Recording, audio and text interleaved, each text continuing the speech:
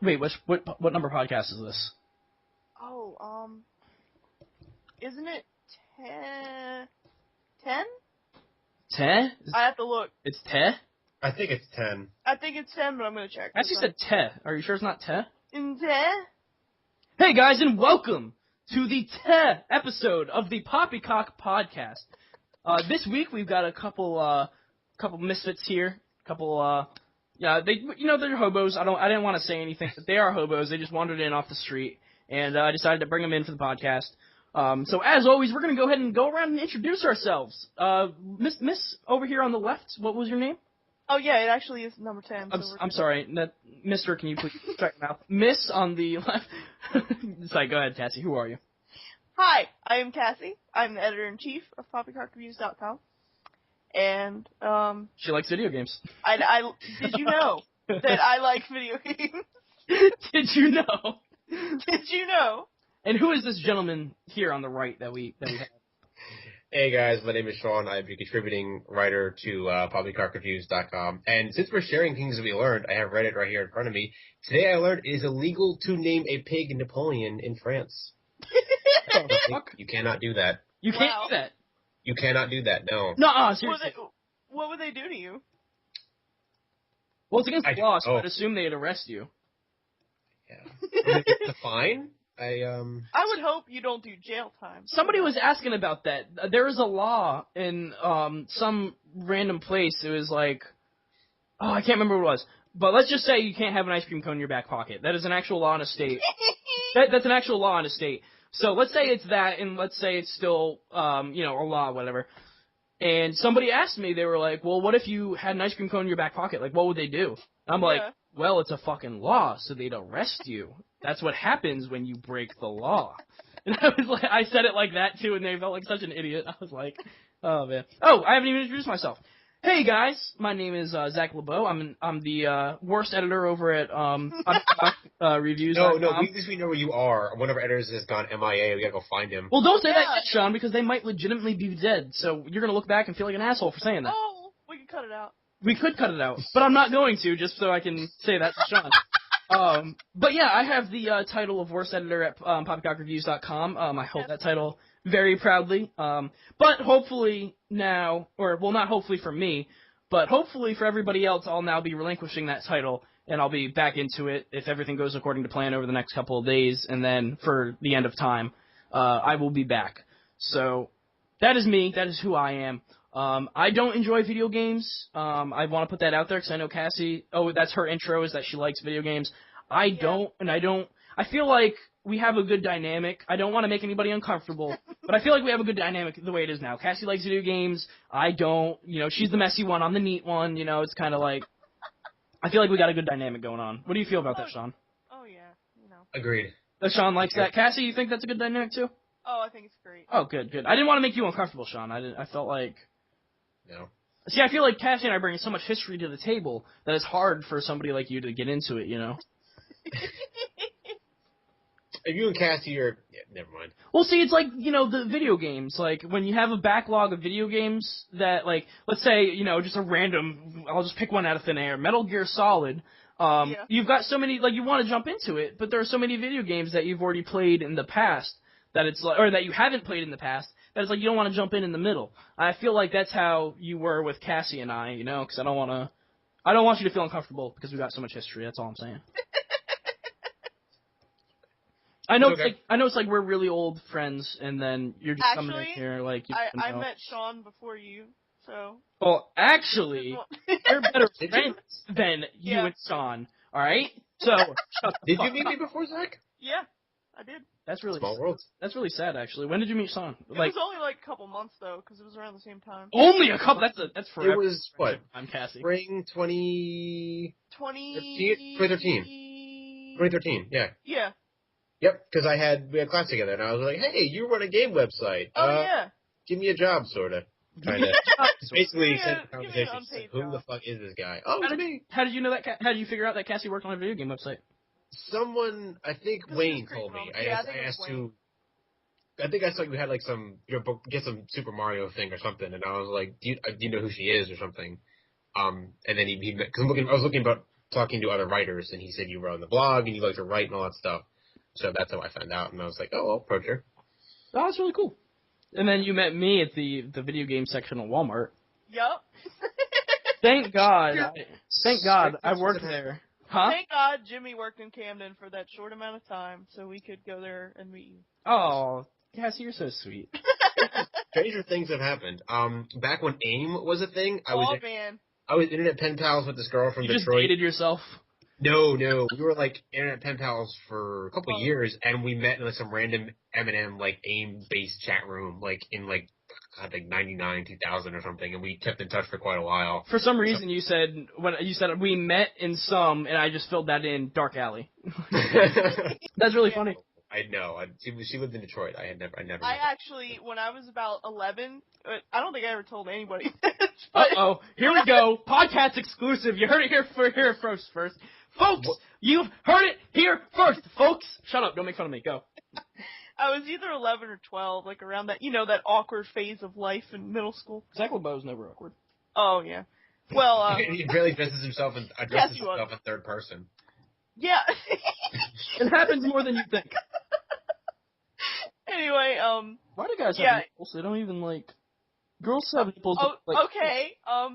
Yeah, it was like that AIM time, and like I was always on AIM, and it was like this forum for like, God, it was some like band forum, and everybody was like talking about like. I feel like I know the end of the story, and I'm really excited to where it's going. Oh God. I have this sentence started with MCR. Actually, MCR. no. Oh, you stole my heart. But I don't remember what band it was, but it doesn't even matter. Wait, anyway. Can I make a guess for the story? Can I make a guess real quick? Sure. See, wait, no, you know what? Don't, hold up. I'm gonna type it in the chat. Are you looking at the chat right now? Actually, I'm not. Don't look at the chat. Don't look at it. I can see it. I can. Yeah. Okay, Sean, I'm gonna. I mean, the story kind of has a crappy ending, but. Well, easy, bud. I haven't included that yet. Is yours end in the back alley? No. Sean, look at the chat. I'm gonna give my prediction. All right. Hold up. Anyway, I'm thinking okay, of the story. I'm thinking of the story. Well, one, because Sean said AIM, and two, because we were talking about like Jimmy working in Camden, how that was shitty, but then we met you, so there was something good. Well, I met this dude online, and we were like friends, and we talked about shit and whatever, and then I started to like him. Yes, I knew it. Yeah. Okay, he lived in Chicago. And then, I Aiden Pierce? Yeah, Aiden Pierce, that was him. And then, I really started to like him, whatever. And then, one day I told him, and he was like, yeah. And then, he blocked me on everything ever. No. And, never talked to him again. But, the good thing is, he introduced me to the band The Used. So, that was the only good thing that came out. Is that how you felt when it was over, Cassie? Is that about the whole thing? Okay, see. My prediction was that you ended up dating this guy, but I was. No, he didn't. I was close. Because you. He didn't go for it. Now, but go ahead. Another AIM thing. Just because AIM is old and it makes us seem old. Jimmy asked me out through AIM, so. No way! He sure did. You're kidding. Nope. Didn't he do it in person? Because Did the not drop yet? Is that why? He was 16 or Oh yeah, so his balls didn't drop yet. Oh. Jimmy wants to ask Cassie out on the date. I guess my Elmo impersonation. I can't do much lower than that. What did he send you a note via AIM? Will you go out with me? Yes, no, maybe. It was I can't really exactly remember, but it was Was it? Well, do you want to go out with me or something? Cassie, that is the cutest thing I've ever heard for two. Isn't it cute? 2 reasons. Number 1, it's adorable that Jimmy was too shy to ask you out in person. Number 2, I feel like it personifies your relationship because it's you guys are both really big gamers and stuff, and it was on AIM, so it's online, and it's that disconnect. Okay. Because Zach, you like movies. Let's write the script to a relationship that happens over Xbox Live. Absolutely. Let's write that now. I'm bleeping out this part so we don't get. Actually, that's a good idea. When's the Xbox Live based relationship proposal coming? Oh my gosh, we should do this. This is actually gonna happen. You know what's cute? I've seen marriage proposals on Little Big Planet, and that's the cutest thing ever. Except that's a marriage proposal, and no, absolutely not. That's adorable! Do it like a man at a minor league baseball game. Sean, That was so fucking funny that I almost couldn't even laugh at that. And that's not sarcastic at all. Like, that was actually really funny. I don't know why I found that so fucking funny, but actually, that is... Did you hear that somewhere? What was that? Did you hear that somewhere? Like, is that on, like, did a comedian say that or something? Was that, like... No, it was just like a joke. Like, I watch ESPN, or I've been to sporting events where people, like, jokingly propose and it, like, just never goes well. It's like, why the fuck would you do that? That's fucking hilarious. I love it. It was on ESPN, and the woman said no, and she, like, stormed off, like, the Houston Astros field or whatever. Like, 10 out of 10 would tell again. That was an amazing joke. I loved it. And I want to, once again, I want to specify that I sound really sarcastic when I say that. I actually am not sarcastic right now. That is so sad, though. But, yes, Poor so, guy. I keep wanting to go back to this. I'm sorry, I don't want to get too far away from it. The whole, telling a guy you liked him, online and stuff. Yeah.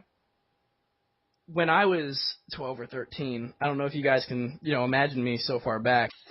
When I was 12 or 13, I didn't have much game. So, actually, You read them. no, actually I had mad game. And you want to know what's funny is the fact that when I was, like, younger, when I was in high school, no, not so much high school, I had more game when I was in elementary and middle school than I did when I was in high school and now. Like, infinitely more game. Like, I legitimately had fucking game. Like, legit. But, yeah, so when I was in middle school or whatever, in the beginning of high school, I had an e-girlfriend. It was pretty great. We met on online. I think we've all done it. Yeah, and we would text each I mean, and we weren't, I liked him, he didn't like me, but, whatever. You know what we're saying, though. You have been there. It was a relationship. Exactly. And of some sort. You have liked somebody that you have met online. Yes. I see where you're coming from. I have had an e-girlfriend before. It was pretty great. It's like, those long distance, it's never going to work out because it's online, but it was like... Yeah. You talk to her every day, and you guys were really connected. I am getting flashbacks right now. I miss her. Maybe she will listen to this podcast and find you. If she listens to this podcast and finds me, I'm blocking her on every website. No, psych. No, secretly she's been stalking me this entire time, and that she's been listening to the podcast every week faithfully, and then, like, she uses as an excuse, like, oh yeah, random... Oh yeah. Yes. Oh, we should hook up sometime. And then I'd be like, yeah, let's hook up sometime, and then I'd never call her again. So, typical guy move. Yeah. Absolutely. Yeah. Well, that's fucking sexist. I don't have not of romance, but I do have a finding someone again story. Oh, let's hear it. When I was really good friends with this girl named Michelle when we were in second grade, and then I moved away to Delaware. So this is before, like, pre-internet stuff. Where did you live before? I was in New Jersey and I moved to Delaware. Okay. So mind you, I was 8. So this was like 97. So, like, if you're using no cell phones, like, internet was barely a thing most places. Fledgling stages of the internet. Yeah. Yeah. So I lost contact. Couldn't find her. Why don't you get her home phone number? I was 8. I guess it didn't really occur to me. What do you mean it didn't really occur to you? How the fuck do you think I got girls' numbers? I got their home cell phone or their home phone number. Well, okay, whatever. Got lost in the move. Sean, whatever. It sounds like you don't have game right now. Come on now. Come on, elementary Sean, step it up. Well, I'm gonna get to the end of this. So, don't talk to her can't find her or anything like that. X, Y, and Z. Give up on it. One morning, it was 2009. It was the day after Valentine's Day. Because remember, a buddy of mine, his girlfriend's birthday was the day before. So I woke up still kind of groggy, and I get on Facebook and I have a friend request. I was like, it was a neighbor from New Jersey. I was like, what the fuck did she find me? And I asked her, blah, blah, where is she? And then I got in touch with Michelle again, and we've spoken almost like every day since then.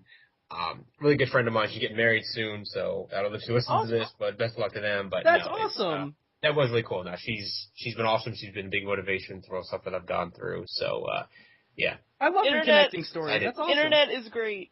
Internet is great, and that's one of the big reasons why. Now, on the other end of the spectrum, do you want to hear a shitty reconnection story? Because I've got one. All right. Okay. So, when I was in elementary school, no, I was in first grade. Lived in New Hampshire. I moved from New Hampshire when I was in first grade, I believe, or maybe going into second grade. I'm trying to think now. Maybe it had to have been second or third grade that I moved. You know what? It was third grade. So I was there up until I was 8 years old, just like Sean. I was there from ages like 2 to 8. So I lived there for 6 years. I had the biggest, most gigantic, giant, super tall crush on this girl that you've ever had in your entire life. All right, I was in love with this girl. Her name was Kaylee. All right, I'm not gonna say her last name. Fuck it. You know what? She's a bitch. Kaylee Carlson. Her name is Kaylee Carlson. I had a gigantic crush on her for the longest time. Like, I just was in love with this girl. And, you know, we'd, like, hang out, and when I was in, you know, fucking elementary school and, like, preschool and kindergarten and shit, we'd hang out and stuff, and, like, it was awesome. We were good friends, and we'd talk, and and it was great. We're really little, so we're exploring each other's bodies, and we'd show each other our fucking dicks, and, no, it's like that didn't happen. Zach, where did you live? In New Hampshire. Okay. But, yeah, no, that part was a joke. But, yeah, we were, like, really good friends and stuff, and, like, I had a huge crush on this girl. I was in love with her. Like, she was awesome. Like, I really, really liked this girl. And I moved, and, you know, like Sean was saying, you know, Facebook wasn't a thing and everything like that. So, Facebook didn't become a thing until I came to Delaware. And I eventually made one, and then I think, like, 2 years ago, I was reconnecting with some old people that I was really, like, my best friends from New Hampshire, and I was like, oh shit, like, I can reconnect with this, I can find this girl. Let's, like, look her up. So I looked her up and everything, friend request her, and I was like, in my message, I was like, oh my gosh, I, you know, moved from New Hampshire when I was, you know, really, really younger, we were good friends, blah, blah. It's like, you know, I didn't tell her that I had a crush on her or anything, but I was like, so excited, I found her. I was really excited. It took a while to find her, too. Like, I had to, like, it was hard. So I was so excited. And she sent me a message back. She's like, yeah, I don't know you. And then blocked me. Are you fucking kidding me? I was pissed. I was like, what the fuck? You know what? That same kind of thing happened to me, and I, like, totally forgot about it This with girl a friend. broke my heart. That happened to me, too. A dude from elementary school, and, like, I messaged him, and I was like, hey, we haven't seen you in, like, 12 years. And he was like, You've never seen me. I don't know you. Yeah, he was like, I don't remember you. And then he just, like, didn't.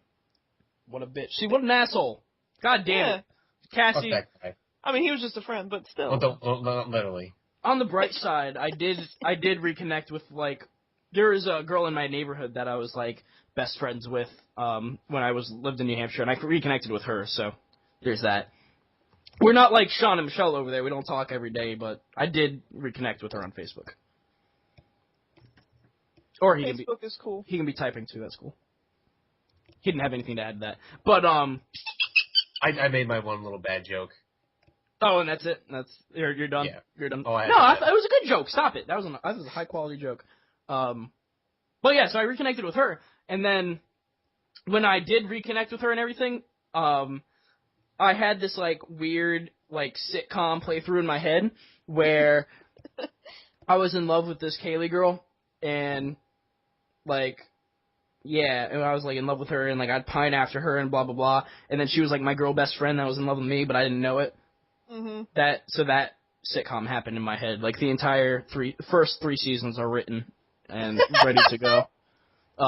But yeah, maybe that would have happened, you know, if that I did end up staying in New Hampshire and everything. It would have been funny to see that play out, kind of from my parents' perspective, because they know what's going on.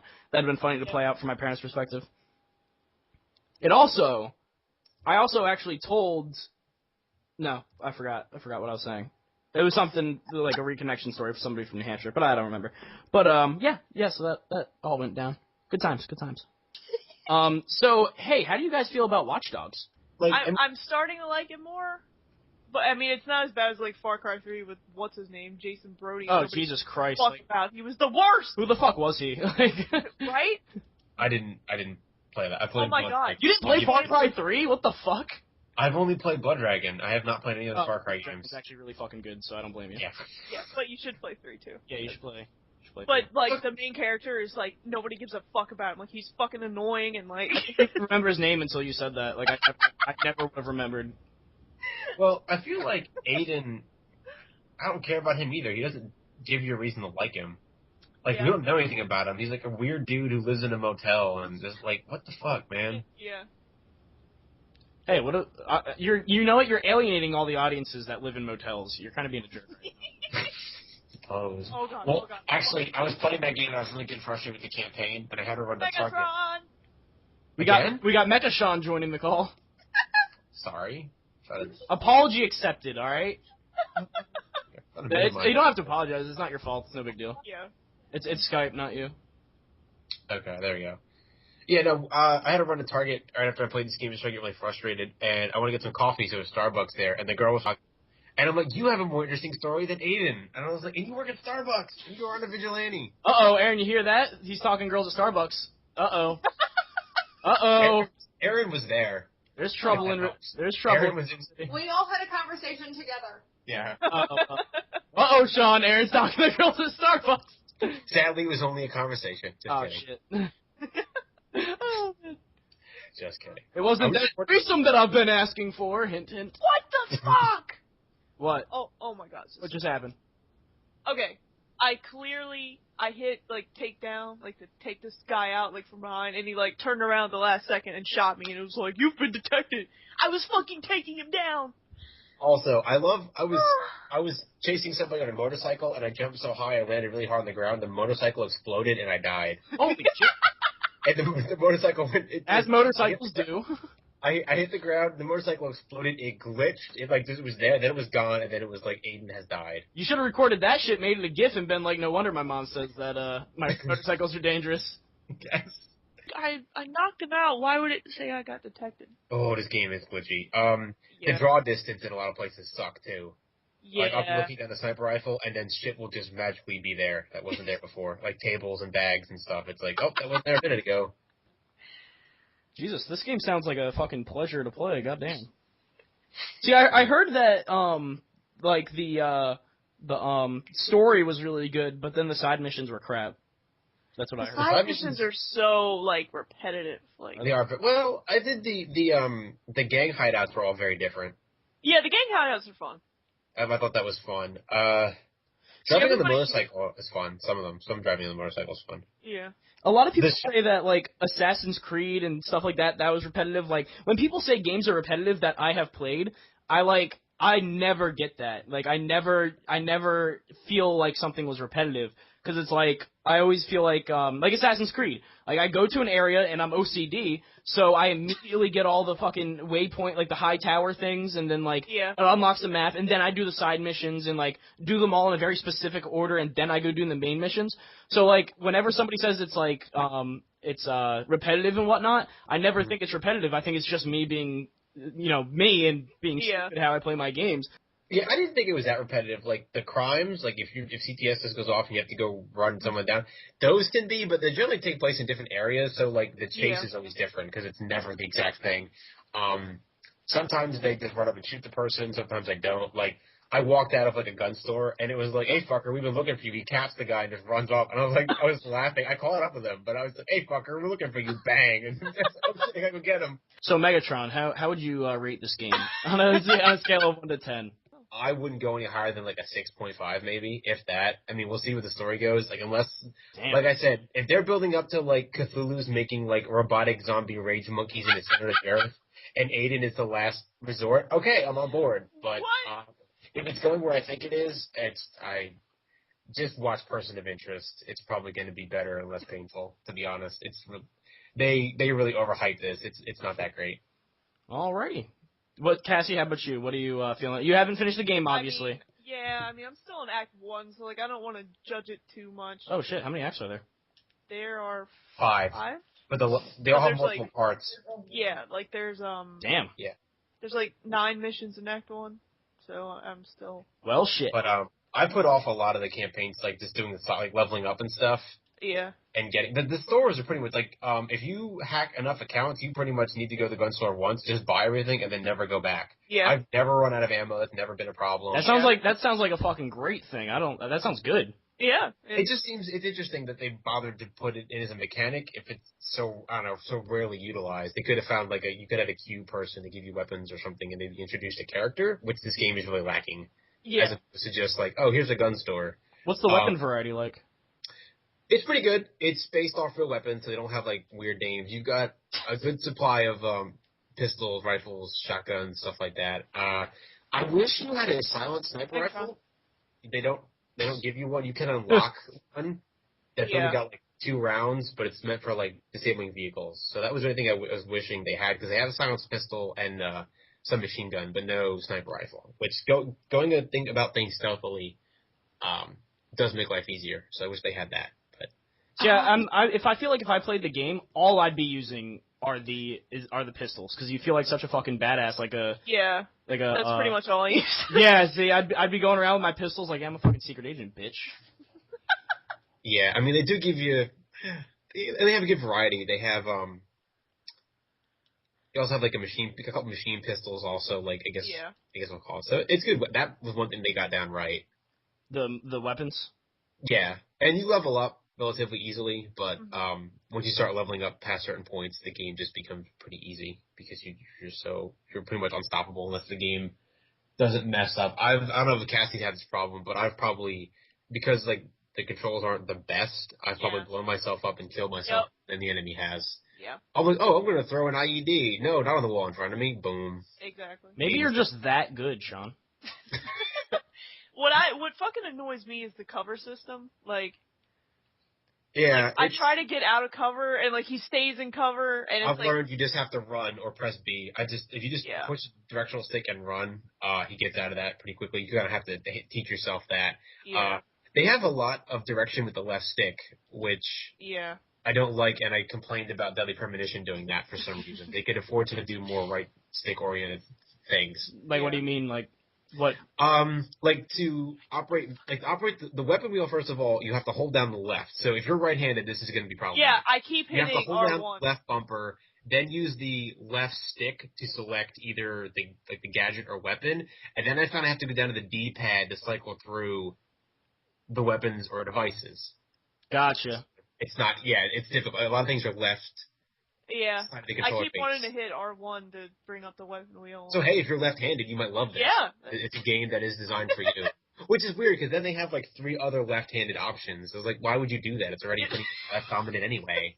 It's like, I haven't even looked at the different controls. Also, you can't shoot and drive. No one can. Yeah. No one can shoot and drive. That's really an oversight, a really bad oversight. I don't think it's an oversight, though. I feel like that's a game mechanic. Like, if they discovered that if you try to do the shooting and driving, it just doesn't work, so they probably took it out. I don't think that would be an oversight, especially with, like, the open world aspect. I'm sure that's something they explored. Oh, also, I would hope so. Speaking of which, Cassie, have you gone swimming in this game yet? Yes. Is that not hilariously bad? Yes, he doggy paddles on top of this like sheet of water, which doesn't do anything if you're in it or shoot it. It's just like, oh my god. I mean, if you look at that and then you go back to that first mission in GTA where you dive underwater and you see all that, it's like, holy shit, this is the same. This is supposed to be later in that generation. Yeah, like I like this game, but it doesn't have anything on GTA. No, it's got some good. Under the hood, it has some good ideas. Yeah, it does, yeah. I feel like it's extremely rushed. See, I almost feel bad comparing it. I almost feel bad comparing it to GTA because it's like, oh, well, they're 2 separate games. I do too. But at the same time, it's like they're very similar. Yeah, it's kind of hard not to. Also, going back to Zach's what he mentioned there, so what would having the shooting and driving, what would that take away from the game? It could be the hacking and the shooting. It's hard to switch between the two of them, especially while driving and trying to do something different. That could be a reason. Another reason could be because your guns are so powerful that you just end up blowing yourself up more times than not, which you have a problem with, in the single, not outside the car. So, I mean, a car is explosive. And even like you said, when you landed on your motorcycle from a high distance, it blew up. And they're obviously very combustible, so, I mean, that could be another problem. I've never played the game, so these are just kind of like spitball ideas that, they may not make sense. Okay, they do make sense. The hacking and the gun one makes sense to do, I guess, he can't text and drive and shoot a gun. Yeah.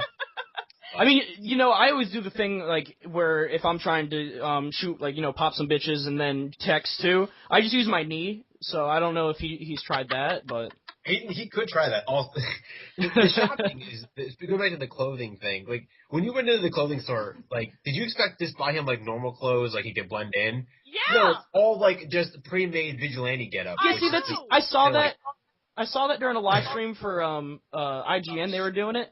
I really don't like the presets. Like, I want there to be and you can't different view options. them before. I and you can know. select it. You don't see what it looks like on him until you buy it, and then you're out like $5,000. That's fucking stupid. I think you should be able to mix and match, is what I think. Yes.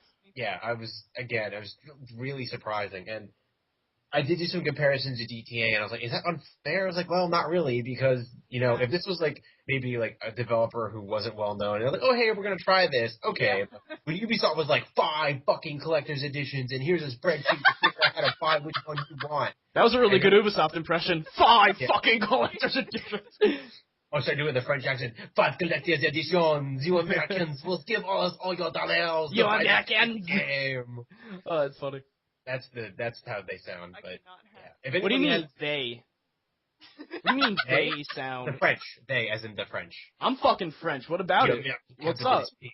The boy, Zaxy boy. Oh, I'm sorry. Now I feel bad. I'm waving my white flag. I'm sorry. I give up. We're talking about Ubisoft. Do you mean Black Flag? Oh! Maybe I did. Maybe I did mean Black Flag. Maybe that's a plug. Maybe that's a plug because they're paying us. No, they're not. They're not paying us. No, not after that outrageous accent making fun of them that I did. Actually, start the podcast. Oh, I've been recording. I'm just gonna cut this down. Introduction. We can do it at the end. We're having a conversation now. It's like, It's natural. We don't break the ebb and flow. Exactly. An introduction would just break it up, and I feel like it would ruin the conversation that we're having. Yes. Okay. So I guess did you want to give it a score, Kathy? Oh man, I mean. You want to talk about something? I guess we should talk about Xbox and. I mean, at the same time, you've only played the first part. Yeah, I don't think it's fair to. Okay. Yeah. But I mean, how far into it are you, Sean?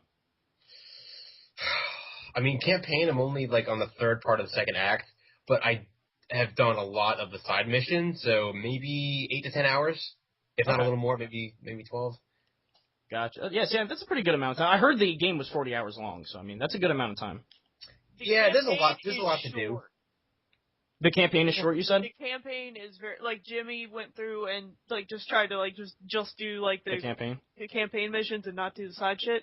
And I don't know exactly how long it took him, but basically I saw him and he was on Act 1, and then the next day he was beating it. It was damn. So, Cass, without spoiling, does it pick up at all? Because it starts slow. I heard. Game Informer said that it did start. Yeah, slow. I it does heard that start too. slow. Yeah. Okay, hopefully it gets there. I mean, Why does it start slow? How does it start? I don't understand. I've read that several different places. It starts out with a year or two before he was doing an electronic heist, being in the middle of a hotel and hacking everyone's accounts. That job goes bad, so then they go after. This is all in the beginning, so I'm not spoiling anything. And they go after him, but they accidentally, in a car accident, they accidentally kill his niece. So he's trying to get back at the people who killed his niece. Oh, okay, it's a revenge. It's slow going from there. Not too much happens. Yeah. I don't know, why the revenge thing. I hate the revenge thing in video games. It's just so overdone. It's over. Yeah. Like I said, when I was working at Experience Gaming, what I saw from the trailers, it starts out like that, but he uncovers a lot more. The game, and see, this is what's tough. I guess I have the added benefit of really reading into this and understanding that there's stuff that happens later, because they do a lot of news broadcasts, and a lot of the some of the side missions hint at what I think is going to be coming up. And if you don't know what's coming, a lot of that's this is just randomly thrown in here. But I do think it comes to a point. There's a point to why what's happening is happening. Why some of these side missions exist and why the news reports why some of these things are happening, because Aiden will discover something. I don't know what, but I think Aiden will discover something then maybe makes more sense to what's going on. Gotcha. I mean, just from hearing you guys say it, I'm kind of glad that I didn't buy it. I was gonna wait for it to go on sale or whatever on the PlayStation Store. Yeah, we you don't want to know how much we paid. We got the gold You got a collector's? edition. Oh man. Oh, wait, was it 89? Yep. Oh fuck. What comes with it? Isn't he cool with it? It's literally I got the digital. It's just the season pass in the game. And you paid $80 for that? I didn't. Jimmy did, but you know what? Oh, I got it. I got it for Cass. $3.96 because I traded. You poor girl. Oh man. Hey, it's Jimmy's money, not mine. Although, Well, I mean, you guys are engaged, but his money's your Yeah. money, like. Well, not really. We don't have a joint bank That account. could be money that he could be buying you jewelry with. That's actually true. See? Or well, you did or get the better gold. game. You did get the gold edition. Or a better game. Come on.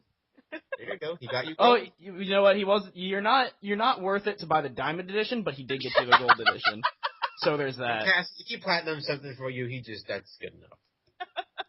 But that reminds me. Oh no! I got stabbed in the face. Let me just throw it out there. If you haven't played it for any reason, or you just really like Gears of War, Target online only. If they have any limited edition of Gears of War 3 left, it's down to $35. Of course, I've played it, I've beaten it. I didn't review it, but if you want that cool stuff and you missed out on it, or you've never played the game, yeah, Target.com. It's $35. You can only get it online. My girlfriend was very nice and ordered me one, so I'm looking forward to that. But that is out there if there's any left, or if you still want to find it. Yeah, it comes with a bunch of stuff. It comes with like a COG flag.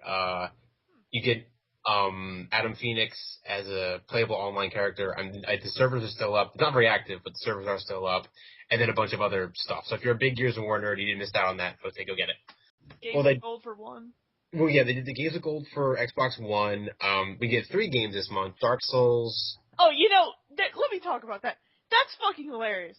What? Go ahead. Like a couple months ago, they put Dark Souls on sale on Xbox Live for $5, and now they're like, oh, it's free. Like, really? You may as well just take it now. Right? Like, you don't put a game on sale for $5 and then give it to us for free. Like, Yeah, no, they put it on sale. They put it on sale for $5, and then they were like, we're trying to do this games for gold thing now. We're trying to compete with the PlayStation Network, who's been putting their free games on. What games can we put down? You know what? Let's just put down Dark Souls because anybody who's gonna buy it probably already bought it, so we can just give it away for free and make as much money as we possibly can. exactly. Yeah, I think Xbox or Microsoft is thinking maybe they'll sell copies of Dark Souls 2 by that, you know what I mean? By putting out the first one, or the second, they'll buy. Like, I played Saints Row the Third for a little bit.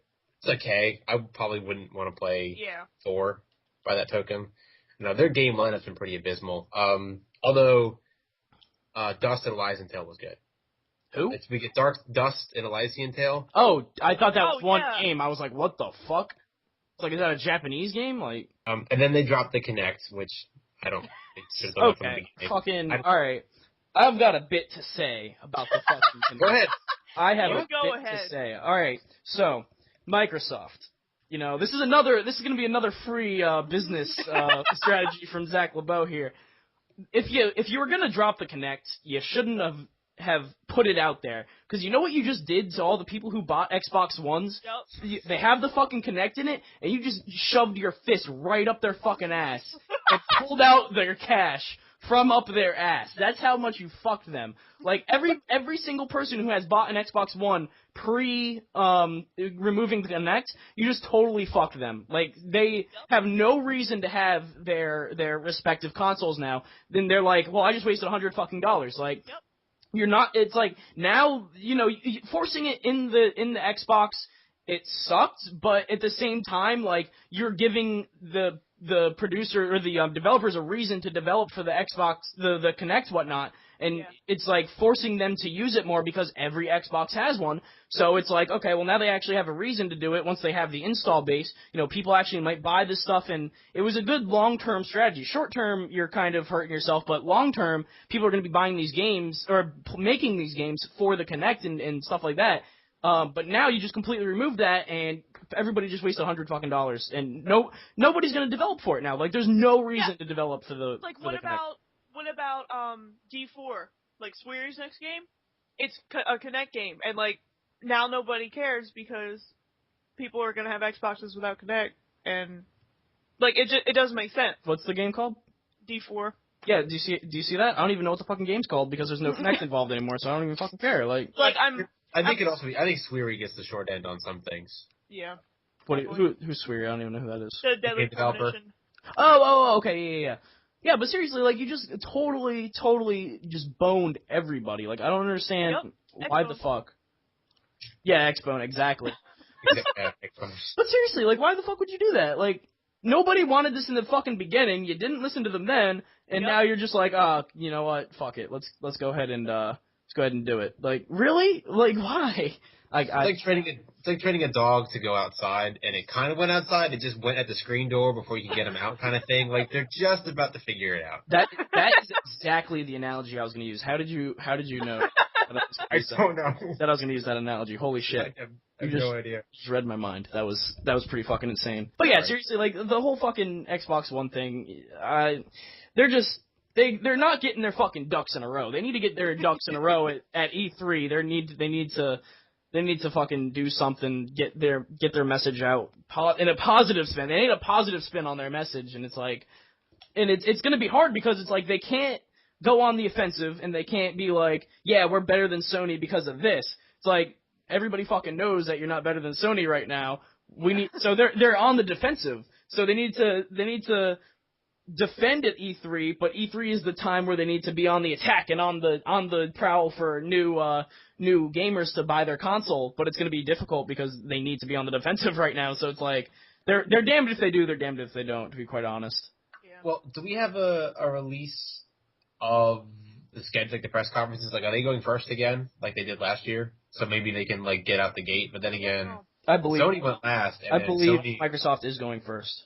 I mean, I'm probably not alone in this, but I still remember sitting there watching Sony go, it's $100 cheaper and something else. Yeah. And Yeah. You could hear. Oh shit! You could hear it coming from Redmond. You could just hear the butt hurt and just like Yeah. down goes Frazier that wasn't experiencing at that time. It was just like, oh my god, jeez.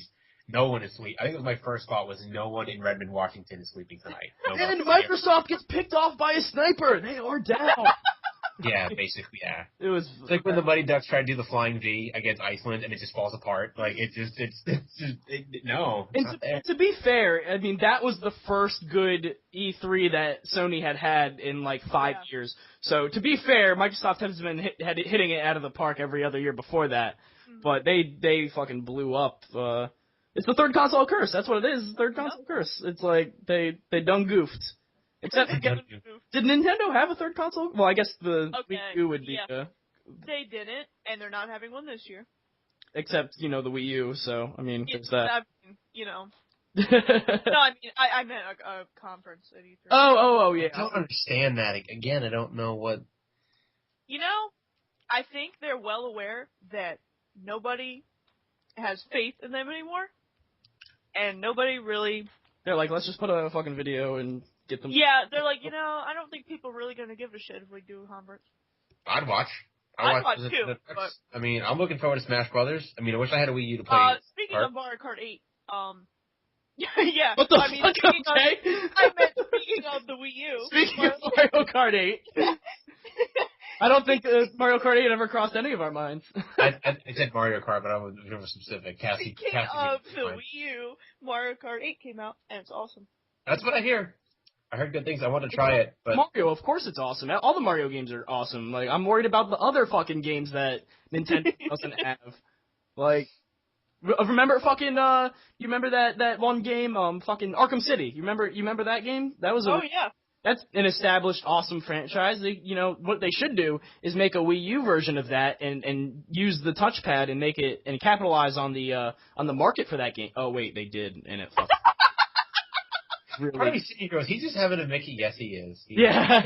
Piss us on this one. No, seriously, if it was like abysmal, like Jesus Christ, Nintendo just can't win. I've come to the conclusion. Yeah. Nintendo just cannot win. They need to sort it out. They definitely need to figure out what they're doing. Yeah, they do. They're gonna sell everything. It's like on one hand I feel bad, but on the other it's like I don't fucking play Nintendo anyway, so why the fuck do I care?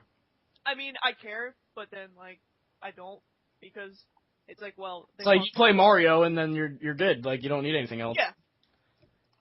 Yeah. I'm looking forward to the re-release of those Pokemon games in the fall, but, I mean, not too much outside of that. I want to get a 3DS so bad just to fucking play that. I'm so pissed. Like, I really want to get a 3DS, but I don't have the money for it, so... I would, that's worth it, I think. One of the Nintendo products that's worth it. Oh, it's worth it. I know it's worth it. I don't have the money for it. Like, I really want to get it, but... It's so sad that I have a 3DS and a Vita, and, I don't even have time to play them anymore. Like, they've been dead for I want a Vita, too. God damn it. I'm sorry. It's not your fault. I love my Vita. I don't have time. I just don't. What were you playing on the Vita, Kathy? I haven't played it ages. Like, Damn. the Vita is great, but like I just don't have time to fucking. Like the only time I play handhelds really is like if I'm in the car or like I used to play it like in between classes at school, but now it's like, there are a lot of really good games for it. Like it's not the console. It's just like there's no time. Yeah, I mean, like I said, I'm still in Act 1 of Watch Dogs, so. So if that tells you anything. Yeah. Yes.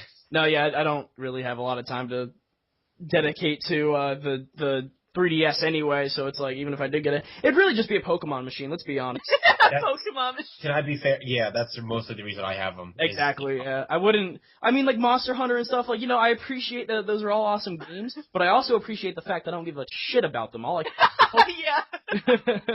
That's literally all I would play on it, so it's like, oh my god. And see, whenever I hear Monster Hunter, I get this hilarious visual in my head. What's that? From what? James was playing it on, God, was it the one on the Wii U? I think it was the one on the Wii U. Monster Hunter Try, I think it was? Yeah. Okay. I believe that was the one. I haven't played either, as a guess. I think it might have been the demo, I can't really remember, but he was like running around and there was like this big ass monster chasing him. Holy shit. And then he's like, I gotta heal. So he like hits heal and he busts out a grill and starts like grilling his food. And Jimmy's like, you don't have time for grilling, man. And like, that's fucking hilarious. That's awesome. James was like, what the fuck? What? Why do when you get hungry you grill? Yeah, you have to grill your food. That is fucking hilarious. That is so. That is amazing. Like, why is this not in every game ever? Like, I want to be playing Pokemon and just be like buffed out a fucking grill. Like, it's like, oh, you're trying to shoot all these Nazis in Call of Duty, bust out your grill, get some. Like, that'd be fucking hilarious. Can you imagine, like, oh man, playing The Last of Us? Okay, I need to bust out my grill and start grilling up my rat. Like, I could see that in like Pokemon. Like, if Pikachu's arms are too stubby, you can't open like that can of water or soda or whatever. You just have to like the cutscene to open it for him, and then drinks it, and HP goes up. And then you grill the water, and then he eats. And you grill the water. That'd be great. Grill the rare candy. Yeah, heat up the rare candy. Oh, the rare candies, yeah. Grill them up some rare candy. That's fucking great. So what other news little items have come out this week? I haven't really been... Something minor, which may only apply to me, but the Angry Video Game Nerd did a really good fake out on his most recent episode. I don't know how timely this is, but within the last week or so, he was reviewing... Apparently this game came out for it was supposed to be released, but it found a way on the internet. That's how it got out. Penn and Teller made a game for like Genesis, and it was all like making fun of games and stuff like that. And there's a game where you literally have to drive 8 hours in real time, going 45 miles per hour, and that's literally it. What the fuck? You literally just sit on this bus and drive. I'll link the video. But he's like, at the end of it, he's basically like, oh, I failed as an Angry Video Game Nerd. Like, people, like, shitty games still exist, and like, I failed and stuff like that. And he's like, oh, like, I'm going to retire. And like, I started kind of freaking out because he's been around, like, as long as I've been like on the internet since 2004, he's been around. So he's always been an internet staple for me. And he's like looking over everything, and it's making you out like he's going to announce his retirement. And then he finds he finds a hack copy of Castlevania 2, which is the game that caused him to create the nerd character. And then he plays it, and they fixed, like, someone hacked it and like fixed all the stuff he complained about. And he's like, oh, no, people really get it, and I'm getting through to people, and shitty games aren't everywhere. And he's like, oh, I'm not going to retire. And I was like, oh, God. I was like, oh, man, it sucks. Like, I really liked him, and I was afraid he was going to stop doing it. When you said all that sucks, I was like, oh, you want him to retire? I thought you didn't want him to retire. No, God, he's not going to retire. And also another note, Dan Reichert is leaving Game Informer. I'm a Game Informer reader. I watch their YouTube channel a lot. Fan a couple Facebook groups. He's always been entertaining. The readers and watchers really liked him. I haven't read where he's going, but he is leaving. It was kind of unexpected. He was really a big fan favorite, so that sucks. Wish him the best of luck. If he ever finds out that anyone does this or a fan of his, of course, wish him the best of luck in whatever he's going to do. He'll be missed, but hopefully they find someone, who can fill their shoes. That's going to be tough for the Kansas Pepper Box. But, I won't miss him. Mostly because I don't really read Game Informer anymore or, watch their YouTube or anything. But I won't miss him. Fuck him. I don't care. Good riddance, I say. Now I feel bad because Sean's a fan. Sorry, Sean. It's okay. Those are the only two little news bits that I can think of. I just thought of the order for PS4. Oh, that's true. Yeah, the Order 1886. Oh, yeah, I got which delayed. a lot of people were really bummed about. I can't say I didn't see it coming.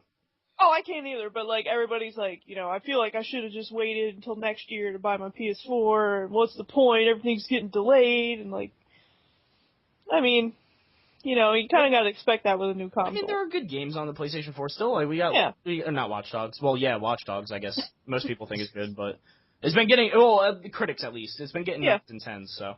But, we got Watch Dogs, you got, Infamous Second Son's really good. You got, we just got that, by the way. Infamous Second Son, you just got it? Yeah, Where have you been? Like I said, I do not have time for anything. But yeah, how you enjoying it? Fucking awesome. If you haven't played the Tomb Raider re-release.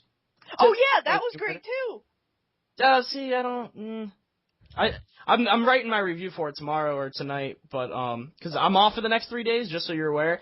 So I am gonna be on the site 24/7. I'm gonna be writing a lot because I have a lot. Awesome. I need to write those 2 reviews, and then I need to write my analysis piece on Killzone, and then I've got a couple other things backlogged that I need to write, and I can write some, the new stuff.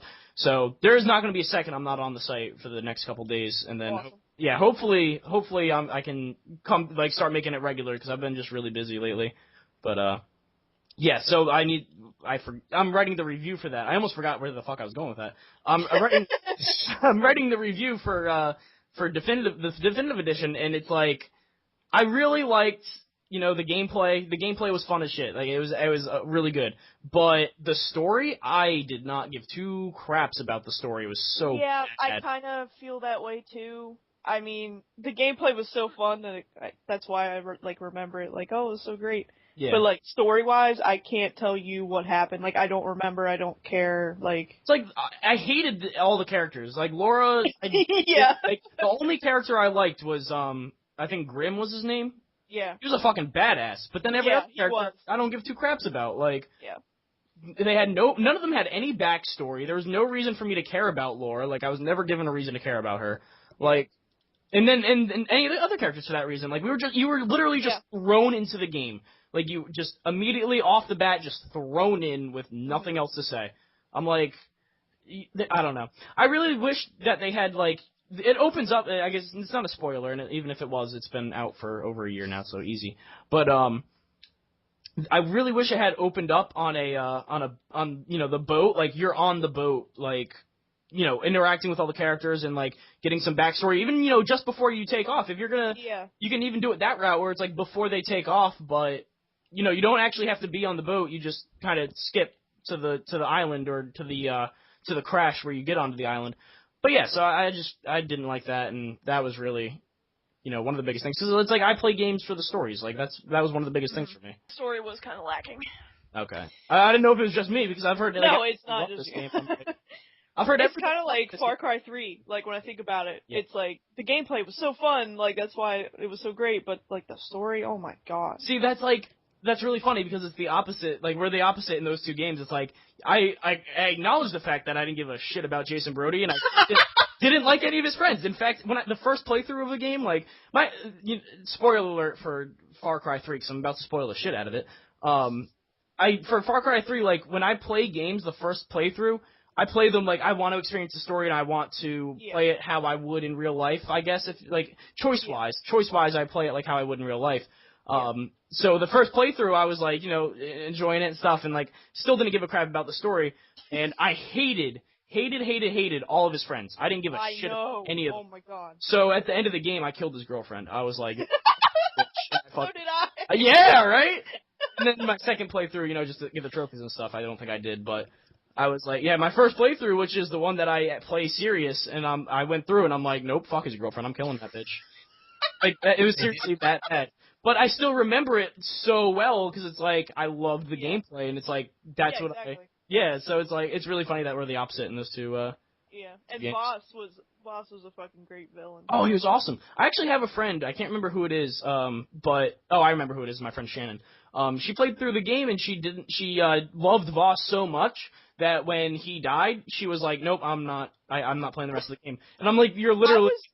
I was pretty disappointed that he died. No, I'm disappointed that he died. Like, that should have been the end of the game, is him dying. Yeah. They shouldn't have had Vought whatsoever, whatever his name is, Vought, right? But Pots. no. VAAS. The other guy, the other dude. It was like the other dude, yeah. Hoyt or something. Hoyt Voss. It was Vought. I don't know. Maybe it was something like that. But they shouldn't have had him at all, and they should have just had Voss be like the main. I agree. But at the same time, I also can see that Voss isn't the type to have a plan and everything. Like, he's the background, he's the muscle and whatnot. I can see that. So to that perspective, I can see it. But she couldn't finish the game, and I'm like, you're literally at the last 10% of the game. Like, you're at the end. Like, just fucking finish it. And she's like, nope, I'm not gonna finish it. I'm like, really? Fucking really? Like, the game, for me, the game was good enough to warrant finishing it. Even though he died, I'm like, all right, well, I'm still gonna finish it because it's such a good game. Oh yeah. But yeah. So if you had never played Far Cry 3, you just got destroyed. They did announce Far Cry 4 is happening. Yes. I'll wait for Far Cry 4. And God. And the incoming controversy almost immediately about the racist cover. Dude, I mean, what the fuck? See, I was gonna say that, but Cassie beat me right to it. I looked at it and I was like, oh. I was like, what's the big deal? And I thought I was the vulgar one on this one. Cassie's just like, what the fuck is this? I looked at it and I was like, that's an interesting cover. Wonder what the game's about. Next. Yeah. It's just like people were like, this shit too much. Yeah, people thought that it was like the main character. They're like, oh, I don't want to play as a fucking racist, like all this shit. It's like, you really think that's the main character? Yeah, like really think that. Don't want to play as a racist, but everyone loved BioShock. So I mean, was Booker a racist? He wasn't, but what's the old guy? Comstock. That's it. Thank you. Yeah. Yeah, exactly. So it's like, he's the bad guy. Like, give me a reason to want to kill him. Like, what the fuck? Yeah. People suck is what I've come to. That's the conclusion. But yeah, I can't wait for that game though. It's taking place in the Himalayas, which I'm excited to get like some mountainous, snowy mountains and some elephants up in there. Oh, I'm so excited. I want to shoot a baby elephant right in the face. Oh my god! Why are there elephants in the mountains? Is that a thing? Well, the Himalayas, yeah. It's like there's elephants and stuff. Oh, it should be. Okay. Right? Am I wrong on that? Because I thought that region was like, obviously not on the top of a fucking snow-capped mountain, but like on the way up.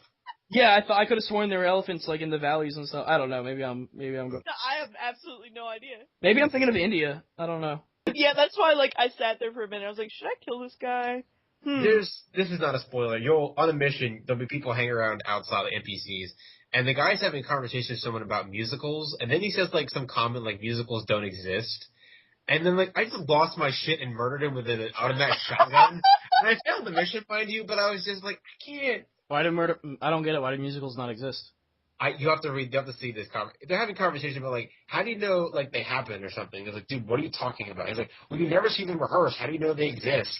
And like that's the end of the conversation. I just murdered him with automatic shotgun. I failed the mission that had been frustrating me for about an hour. And Aaron's like, why the fuck did you do that? I said, on principle. Because if I'm a vigilante, I can't let someone that stupid continue to roam the earth. Because he doesn't think musicals. How do I know he doesn't think it's not okay to like rob a convenience store or something? Like, I just can't let him live on principle. It's just like, you know what else is great? You know, like how you get, this is why vigilantism would never work in the real world. Yeah. Like, oh, I'm sorry, musicals don't exist? Yeah, that's a fucking bullet to the head. You just earned your way one ticket to hell, bitch.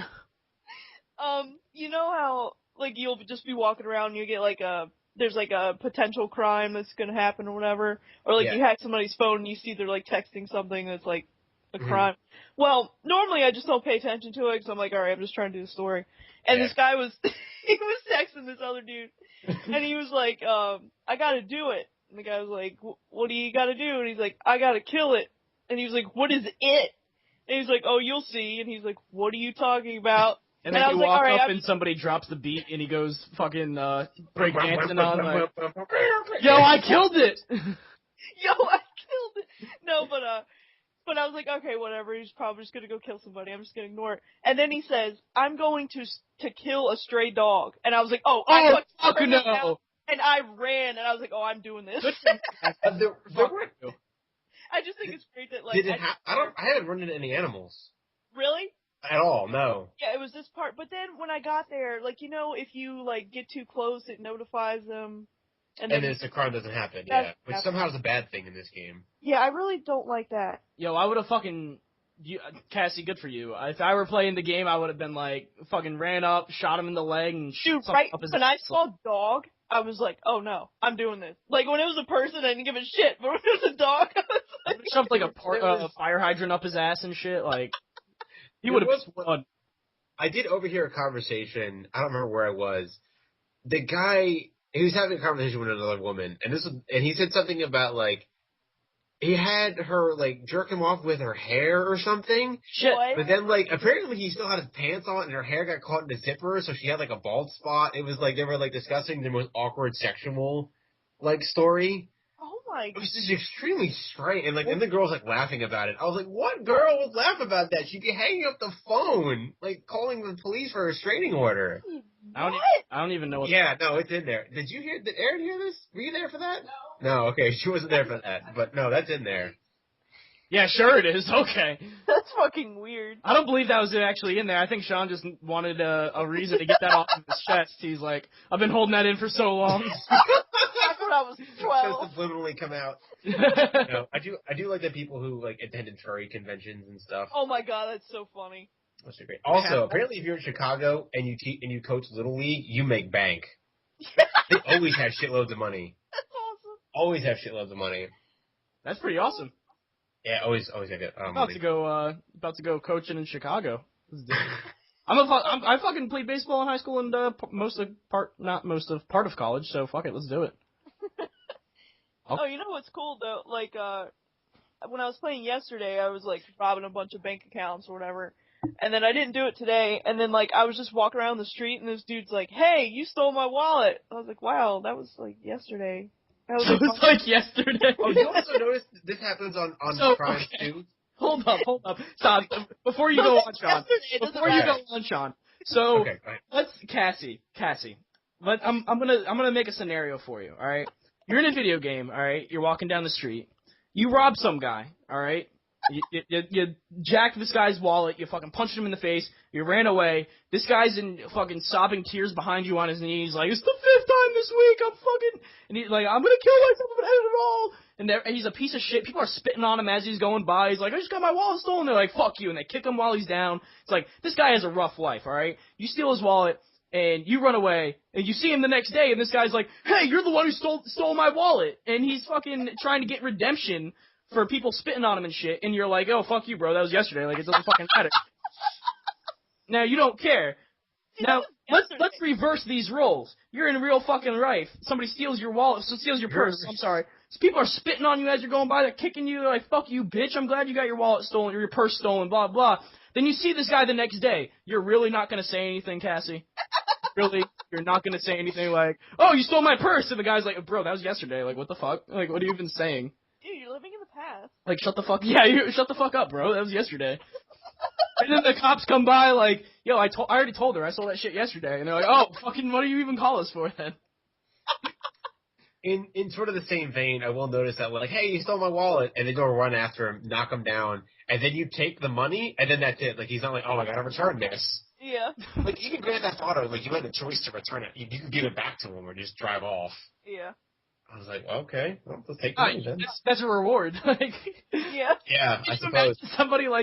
Somebody steals Cassie's purse, and then somebody goes chase him down, and is like, oh, I got a reward, and fucking walks off. Oh, that'd be great. That's just fucking great. See, this is what I'm talking about. This is why video games can't be real life. Yeah. As much as I wish they could be.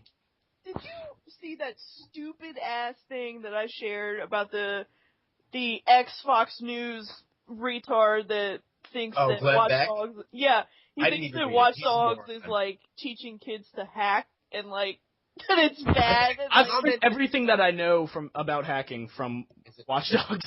Dude, exactly. Oh, I commented, someone else posted it, I think before I saw you post it. I commented, yeah, I drove down to Wawa, I held my Xbox controller in front of it, repeatedly mashed Y. Nothing came out. Unless Glenn Beck found a way for it to work, he's a lying sack of shit. Oh my god, we should make a video and, like, go in front of Wawa and do that. Like holding I'm sure on to weirder. girl. I'm sure Dude, weirder that'd be shit happened awesome. after a while. So We're just like, hey, how come I I can't? read.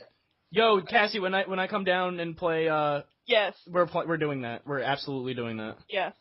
Do the one in Seaford or something, like where weird shit always happens. Just like, oh, that's fucking, that's. Oh, but it's Tuesday. The meth addicts will be here on Thursday. Oh my god, I hate Wait till you see the shit. If you record it, I will fucking do anything. I will yell like you wouldn't fucking believe. Be like, give me your fucking money! Like I'll go all out for this. Let's do it. I'm really excited. I'm surprised that was the thing that came out, and it wasn't like, oh, encourage you to kill cops, because that's not at all what happens. Yeah. You're really discouraged from killing them.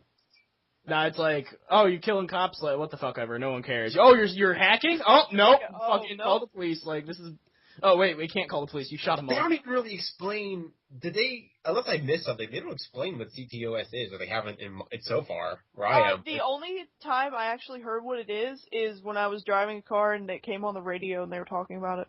Those news segments are hilarious also. Yeah. Not as hilarious as GTA, but... I mean, like, hilariously is like they're not well thought out at all. Yeah, well, yeah. Also, have you met the woman yet? Have you have a woman counterpart?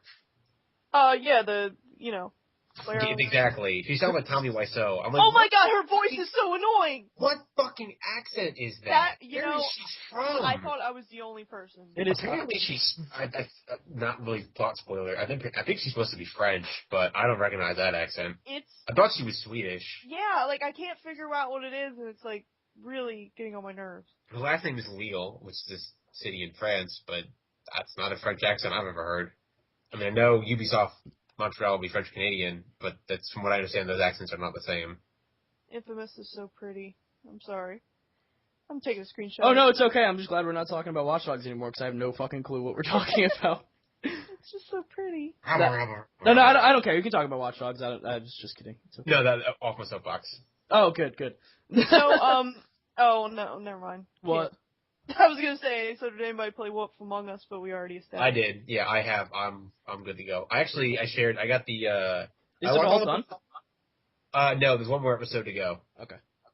Yeah, it's a good one, Cass. You're gonna wanna. Yeah, I was gonna ask you what do you think of it, because I was reading, like, some people saying that it's the worst one so far, and I'm like, well, I mean, since they've all been great, the worst one could still be great. Well, when they say worse, like, comparatively, but it's still good. worse is a really weird term, because you really can't say worse in terms of gameplay, because there really isn't much. I mean, but the gameplay is good, so I don't really know. It's a little slow. Yeah. But it mostly is an interactive story, so, I mean, you can't have action all the time. Mm-hmm. We're not all Michael Bay. Yeah. So Fair enough. It is a little bit slow, but I definitely wouldn't say it's bad. I mean, you kind of have to have, which is weird that anyone would complain about that because you've made it this far, which, I mean, episode 2, when you were, okay, not really spoilery, but when you're looking over that body, that whole, half hour, 45-minute segment, it ain't breakneck. Yeah.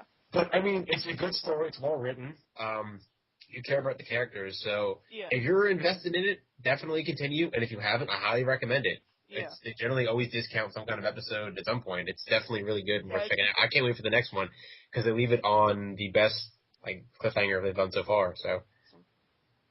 Yeah, I really want to finish not Watch Dogs. God, my bad. I really want to finish Wolf Among Us. I've played the first episode and that's it. Oh yeah. I don't even think I finished the first episode yet.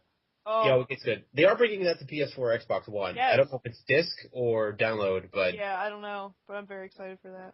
Another reason to get those. I'm definitely going to play through them again, because fuck it. Because why not? I only have the Book of Fable, all the Books of Fables for Chapter 4. I didn't get them for 1, 2, or 3. So. Yeah,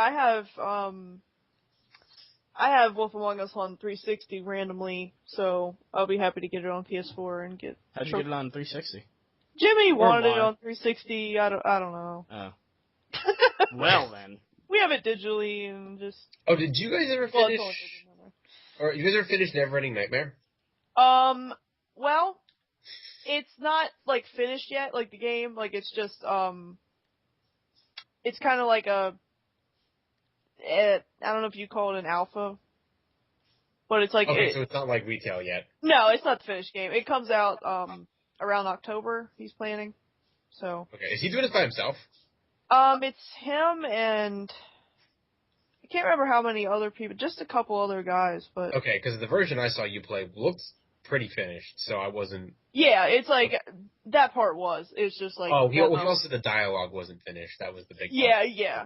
The voice acting wasn't where it should have been. Yeah, it was like the developer doing the voice acting. Yeah. Whoa. Oh, but Borderlands pre-sequel. I didn't read too much about it because I don't know. Oh, dude. When, where. That's not the Telltale Games one though, right? That's okay. That is I think. Tales from Borderlands is the. Tales from Borderlands. Do you guys want to go ahead and crucify me right before I say this? You haven't played Borderlands? I don't give a shit about Borderlands. The pre-sequel. I love Borderlands. I don't give a shit about the pre-sequel. Like, I do not care. Why? I do not. I understand that it looks awesome, and I love the air, the fucking oxygen meter. You can do butt slams and shit. I don't give a fuck. I just don't give a fuck. You can do. And maybe because I never finished Borderlands 2, I played the shit out of the first one, and like I've literally beat the game like 15 times because I played it so much. But I never finished Borderlands 2. Like, it just didn't grip me like Borderlands did. Maybe it was the wrong time I was playing it. Maybe bad timing. Maybe it was. Yeah. It could have been a bunch of different things. But I just never finished it. I played the first couple missions and then I was done. Yeah. Borderlands 2 is an example of those games that frustrated me in not a good way, but I still go back and play it because it is still fun. I've got the Game of the Year edition. I have to sit down and go through all the extra stuff, but I'd be excited for it. See what's out there. See, I'd be curious to see the pre-sequel. The pre-sequel's only for the previous gen consoles too, so I'm like, whatever. Yeah, that's still going on, huh? They're still announcing games. I mean, I don't know how long ago this was announced, but that's still pretty prevalent that it's No, exactly. They're still making games for the PS3 only. It's like just what is that? It's just the PS3 and Xbox 360, really? Like, I mean, my personal thing, what I think they're doing is that they're doing the pre-sequel, blah, blah, blah. As soon as it's released, or maybe even at E3, they're going to announce Borderlands 3, is what I think. Yeah, we could go into E3. We can touch on E3 stuff, because we've been going for quite a while. You know what I want to see at E3? Nope. Well, since the other day, I mean, I kind of knew it was coming, but they were like, Red Dead Redemption is definitely going to continue. Dude, if there is Red Dead at E3, like, oh my god, I'm gonna fucking cry. I feel like my prediction right now is that there is gonna be Red Dead. If there is, I'm gonna have a seizure, like a full-on seizure. I mean, they confirmed that it's like a continuing series. Like, I don't know. See, I can see this two ways. Like, if you were to tell me if they wouldn't have said anything about it's going to be a continuation of the series, like it's not going to be like a one-off thing, blah, blah, blah. Yeah. I would have, if they had never said that, I would have said that you're going to see it at E3, but now that they have said that, the only reason they would have said that is because they're not going to have it, and they're like, well, it is still, going to be a thing. I don't want you guys to think we forgot about it, so we're telling you now that it's going to be a thing. But maybe also, on the other hand, they might be building hype for E3, and they might be building hype for their conference. I don't know. There's a couple of different ways you can take that. Either way, it's coming, so I am so... Oh, I love it when it comes. It's great. Right? It's like the best part. It's the best part, easily. Right, Aaron? Oh, jeez. Did she... Oh, she didn't hear me, dang it. No, she's zoned out. Yeah. Anyway. I'd like to see more Resident Evil news, hopefully something. I don't know what, 7? I'd like to see that. More Fire Emblem, maybe? I don't know. That'd be nice, but that's we still had one. Was it 2012, right? Was Fire Emblem? Or 2013? I want to say it was 2012, but I'm not 100%. More Fire Emblem would be nice. Maybe early 2013, actually. Yeah, maybe. If they've got anything with Gears of War, hopefully it's less like Judgment. Be nice. Gears of War is another franchise that I never got into because I don't have an Xbox. Fair enough. It's like I do have an Xbox. I'm not gonna pretend like I didn't because I've had an Xbox for a while. It's like I just don't play it. I don't know. I just never got into. Yeah, I'm kind of. I mean, I like it. I like PlayStation more. So see, I feel like the problem is that there is like unless you're 13 and you have no life, there aren't enough hours I wasn't trying to be mean either. Just there are not enough hours in the day to play all the games on all the consoles. Of course. So you have to pick and choose one console and be like, all right, this is gonna be my console, My and main I'm gonna one, yeah. and I'm gonna play all my shit on this, and then you'll get the full console experience. I mean, you can, go back and forth between all of them and like, spend equal time with all of them, but you're not gonna get the full experience, and you're gonna miss out on some stuff. Yeah. So I feel like what you have to do is like you'll get both consoles, but you're only gonna play the exclusives on their individual consoles. The rest are going to be played on whichever console you want to experience. Yeah, that's how I. And that's how PlayStation. I don't know. I'm not saying PlayStation's better. I don't necessarily think that. I don't. I'm not. Your preference. Exactly. I'm not like, oh yeah, fucking PlayStation. Like I'm not, fanboying out, blah blah blah. But it's just I only have time for one. Like that's all I can do. Yeah. Yeah. I understand that. Yeah. And drop the mic. But other E3 things, sorry, I was playing Call of Duty and this guy is being a jerk. But other E3 predictions. I've heard this from Colin from IGN, a couple times. But I don't want you guys to think I'm copying him. I have individually thought this by myself. I really, really think that they're going to announce The Last Guardian is going to be playable the end of this year. Like it's going to be released. I don't know. I feel like I'm asleep with the wheel on that one. I'm sorry, what's that one about? The Last Guardian? Are you shitting me? Well, you're an Xbox dude. You're an Xbox dude. If it's for PS, if it's PlayStation, that could be why I have not been in it. It's PlayStation exclusive, yeah. That's why. But yeah, it looks so good. I cannot fucking wait for it. Like it's gonna be great. But you wouldn't understand because you're an Xbox faggot. You won't understand. Scientifically proven Xbox users have less brain cells. Slow it down so I can't understand. Once again, I'm not saying that PlayStation's better. It's just that Xbox sucks more than anything else.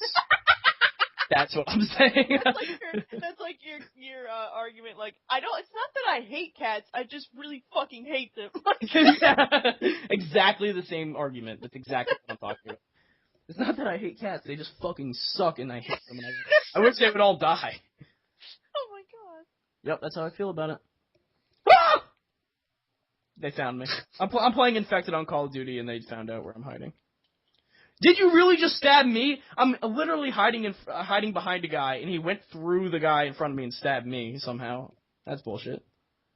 Whatever. All right, we're done with the Call of Duty talk, which kind of leads into the next thing. What have you guys been playing lately? What games have you all been getting into? Hanging your on? Well, Watch Dogs, clearly. Watch Dogs, Wolf Among Us, and then to go back, because it was one I hadn't played, BioShock 2.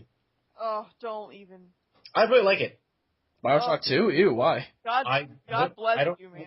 I don't see what the big issue, because you said you didn't like it, Cass. I've been playing it for quite a while. I don't see what the story, it's like a shitty version of the first one. Like, there's no point. Like, I just don't like it. Yep. I tried to get through it. They tied it in pretty okay, I thought. I don't like being the big daddy. I don't like the fucking... I don't really feel like it changes that much compared to the first one. I mean, weapon changes are a bit different, but I don't really feel like it's that different. I just feel like it... I don't know. It, like, taints the first one. Like, I don't know. No, doesn't bother me. I don't... I mean, a lot of people like it. I just don't. I played the first one and I loved it, but I was really young, so I don't remember it. And I remember playing the second one and being really excited for it, and then I got, like, maybe 3 hours in, and then I never touched it again. That's about how far I got. I just didn't have the desire to... It's just awful. Did you play the first BioShock, Sean? Yes, I'm playing them in complete opposite order. I played Infinite, then 1, and now 2. Did you like BioShock 1? Yeah. I've liked all of them. And BioShock 2 didn't bother you at all? I mean, I'm not done with it, but I kind of feel like it's a lot like BioShock 1. I mean, the story's a bit different. That's my problem with it. Like, like I love BioShock 1. I just don't... I don't know. I just feel like it's kind of pointless. You feel like it's a bit more of the same? Yeah, like... A little bit different. I mean, it's not that bad if you don't pay that much for it, I guess, but like... Alright, okay, wait. I got a better Jimmy analogy. bought it when it came out, and like, he's like $60 for this game that's like a shitty version of the last one. Like... See, I'll tell you why Cassie and I are upset, Sean. We played the first one, right? We loved it. We played... Right. Oh, shit. We played the second one... If you like it, that's fine. I mean... No, yeah, no. We played the first one, we loved it, blah, blah, blah. And we played the second one, and we didn't like it. And then we played Infinite, and we loved it again. But you're playing it in reverse order, so you've even got a better perspective on it. Because you played Infinite, fucking amazing game. You played Bioshock, fucking amazing game. But they're two completely different experiences, but they're under the same franchise. We wanted that for Bioshock, for Bioshock 2, rather. Yeah. I can understand that. Yeah, I mean, I would get out of Rapture altogether. And it's not a bad game by itself. Like, if you played it by itself, it's not a bad game. But in the context of this is fucking Bioshock, it's the weaker of the three. Yeah, definitely. Okay, that's fair thing to say. I don't know how to get in here. Get in where? I'll tell you. I'll tell you how to get in there. I'll tell you how to get in there. I'll tell you how to get in and stay in. That's the important thing. Do math in your head. You try not to think about it. That's how you stay in there. We're talking about sex, people. Oh, yeah. Oh man. But so I guess that wraps up our E3 predictions. Yes. Oh, we were talking about what we're playing. Oh, that's right. I apologize. That's right. Yeah. What are you playing, Zach? Besides Call of Duty? Fucking nothing. Because I don't have any money for anything. See, I was playing Trials and I was loving it. Trials is fucking great. Trials is But great. then, I also downloaded Ticket to the Man because it was free, but I have not. Oh my god, it's great. I've heard it's great, but I haven't touched it. But I was playing a lot of Trials Fusion and I was enjoying it a lot. But unfortunately, it doesn't have a platinum, so I lost my drive to play the game. Yeah. Which sounds kind of sad, but at the same time, it's like, that one. Inferno 4. Inferno 4 is the hardest map in the game. Like, hands I've completed literally every other map, even all the expert ones. I cannot beat the Inferno 4. Like, it's so difficult. And it's like you either have 250 fails or 30 minutes to do it, which is not enough. I'll tell you right fucking now, it's not enough. So it's like, I don't know, I just lost my drive to play it, and I stopped because it doesn't have a platinum. I would totally try to beat Inferno 4 all day, every day if it had a platinum, but it doesn't. So but there's like no desire since there's no, it's like if you do it, it's like, well, what's the point? Exactly. And it's like I was just playing, obviously, Call of Duty. I've been playing Call of Duty this entire podcast the same way Cassie's been playing Watch Dogs. But I literally, as Sean asked me that, I felt embarrassed that I was playing Call of Duty and not trying to get the platinum on Tomb Raider. So I hit the PS button. And I'm playing Tomb Raider now, which is a great thing because I have all my games downloaded, so I can just do that. I feel I'm actually playing Infamous right now. Yep, see, there you go. If you feel like playing another game, you just fucking hop on. Kind of great. Yep, you hit the middle button, and you're just like, all right, I want to play this game now. And the only thing about, digital that I'm like, is like, now I have Watch Dogs, and when I'm done with it, I can't get rid of it, and like, not that like I really want to get rid of it, but like. But you do really want to get rid of it. Well, no, but like I want to like trade it in and get credit toward other games because I'm poor and poor people don't have money, famously. Yeah.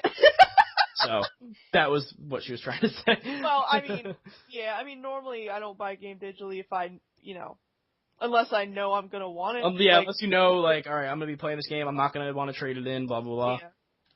Yeah, I can see that. I mean, I still, I know you prefer it too. You prefer buying your games digitally, but even with the downside that you can't trade in your games, I would rather have it digitally still, just because it's like it's just so much easier. Like, and even if I don't like a game, whatever, it's like, well, I can always. I think like a perfect example would be friggin'. The game that I can't think of the name of right now. So I'm just going to use Trials. Like, I'm not going back to play Trials anytime soon because I've gotten really frustrated with the lack of a platinum, blah, blah, blah. But, I might go back fucking 5 years from now and be like, no, I feel like playing some Trials, and I'll play it. And it's like, that's the curse that you have if you don't download your games. It's like, on one hand, you're getting more money towards other games you want to play, but on the other hand, if I have a fucking itch to play Two Worlds for no reason, like, I have it. Jimmy gets that shit, dude. Oh, exactly. It's like, I fucking hate Two Worlds. Like, nobody likes Two Worlds. Like, I'm never gonna play that game again. But if I wanted to, I have it. Yeah, like, I have, on multiple occasions, gone back to, like, I've traded a game, and then, like, 2 or 3 years later, I'd be like, oh my god, I need to play this right now. Like, I did that with Heavy Rain, and, like, it was the dumbest thing ever because I platinumed that game. I did every possible fucking thing. And I bought it again, and I started to play it, and I was like, what the fuck am I doing? Like, I've done all this. This is boring. See, but the thing then, is, like, oh, I did that with Red Dead, too. Like, I was like, I need to play Red Dead. Oh, that was a mistake. Like, God the fuck damn. now. Never trade in Red. The same thing. Like, I'm never gonna trade in Call of Duty 4 because it's like that. I love that game. I'm never trading that. Oh, and I have a couple games for obviously PlayStation 3 still. I actually recently traded in every single game I have except for 2. I have Kingdom Hearts because I fucking love those games, and I'm still trying to platinum it. And then I have Budokai 3 because that is like the best fighting game I've ever played. That and the Naruto games, I fucking love them. So I'm always gonna keep that game because it's like if I have a couple friends over and we're like, well, we can play Dragon Ball Z and kick the shit out of each other for fun. Like, so I'm never gonna trade those games in, and I feel like Heavy Rain should have been one of those games, Cassie. What the hell? I know, it's like one of my top favorite games ever, and I was like, I'm gonna need trade credit because I'm poor. See, I love how I was just talking about the fact that like nowadays you have to just be loyal to one console and like play all your games on that, and then you're exclusive to the other because like there's not enough time for it. So, and I love that I just said that, but I've still never played Heavy Rain. So, yeah, so it's like, well, I mean, really, are you even getting the experience from your console because you're not playing Heavy Rain? Hey, don't. I mean, I haven't played Metal Gear, so that's. Oh, neither have I. That's okay. Another game that I've never played. See, I feel like there are games out there that are just intimidating to get into because. Yeah, and Metal Gear is one of them. Exactly, because it's like I don't know any of the story, and I feel like if I just jump in now and be confused, or I'm not gonna like it, and it's like. And if you're like, okay, well, I want to know the entire story, so let's go back and play all the other ones, and it's like, oh, there's a lot of games to get through. It's like I don't have time for all that. Yeah. That reminds me of something. Game trailers, unless I missed an update, they were supposed to have at least the beginning of a timeline of Metal Gear. It was supposed to be out in May. I've been checking the channel every day for the last 2 weeks. I haven't seen anything. Because I'm like everybody else who has not played every single game is like, what the fuck is going on? Yeah. So if that ever comes out, I would say, Zach, just watch that, and then you can play it if you want, but that reminded me that is going to be a thing, hopefully. See, and that's another option that it's making it's like, my argument, like, oh, I don't know any of the story, that argument is getting less and less valid every day, because it's like, how many fucking people have uploaded playthroughs of all these games? Like, I can literally go back and just watch all the playthroughs and be like, okay, well, now I know the story, and then go ahead and play. So it's like, that's not even really an argument. But then I feel like I'm like cheating. They did a timeline for Zelda. I wouldn't say you'd have to play every Zelda game to try to figure out what's going on in that series. Yeah. So they did a great job with that, which is why I'm bummed this hasn't come out yet. Because they did a good job with Zelda, and they did one for Kingdom Hearts. They explained the timeline of what's going on there. Oh yeah. I actually watched those just because I haven't played any of the games or I hadn't at the time. I hadn't played any of the games in forever, and I wanted to, make sure I'm still fresh for when Kingdom Hearts 3 comes out. So I decided to go back and look up as much information as I could on all the series, and I actually stumbled across that, and I watched it, and it was really informative. I still, would rather play the games, but if you don't have the time, how I was saying, those are really, really good. It's really, really good information to have. They broke it down really well, I thought.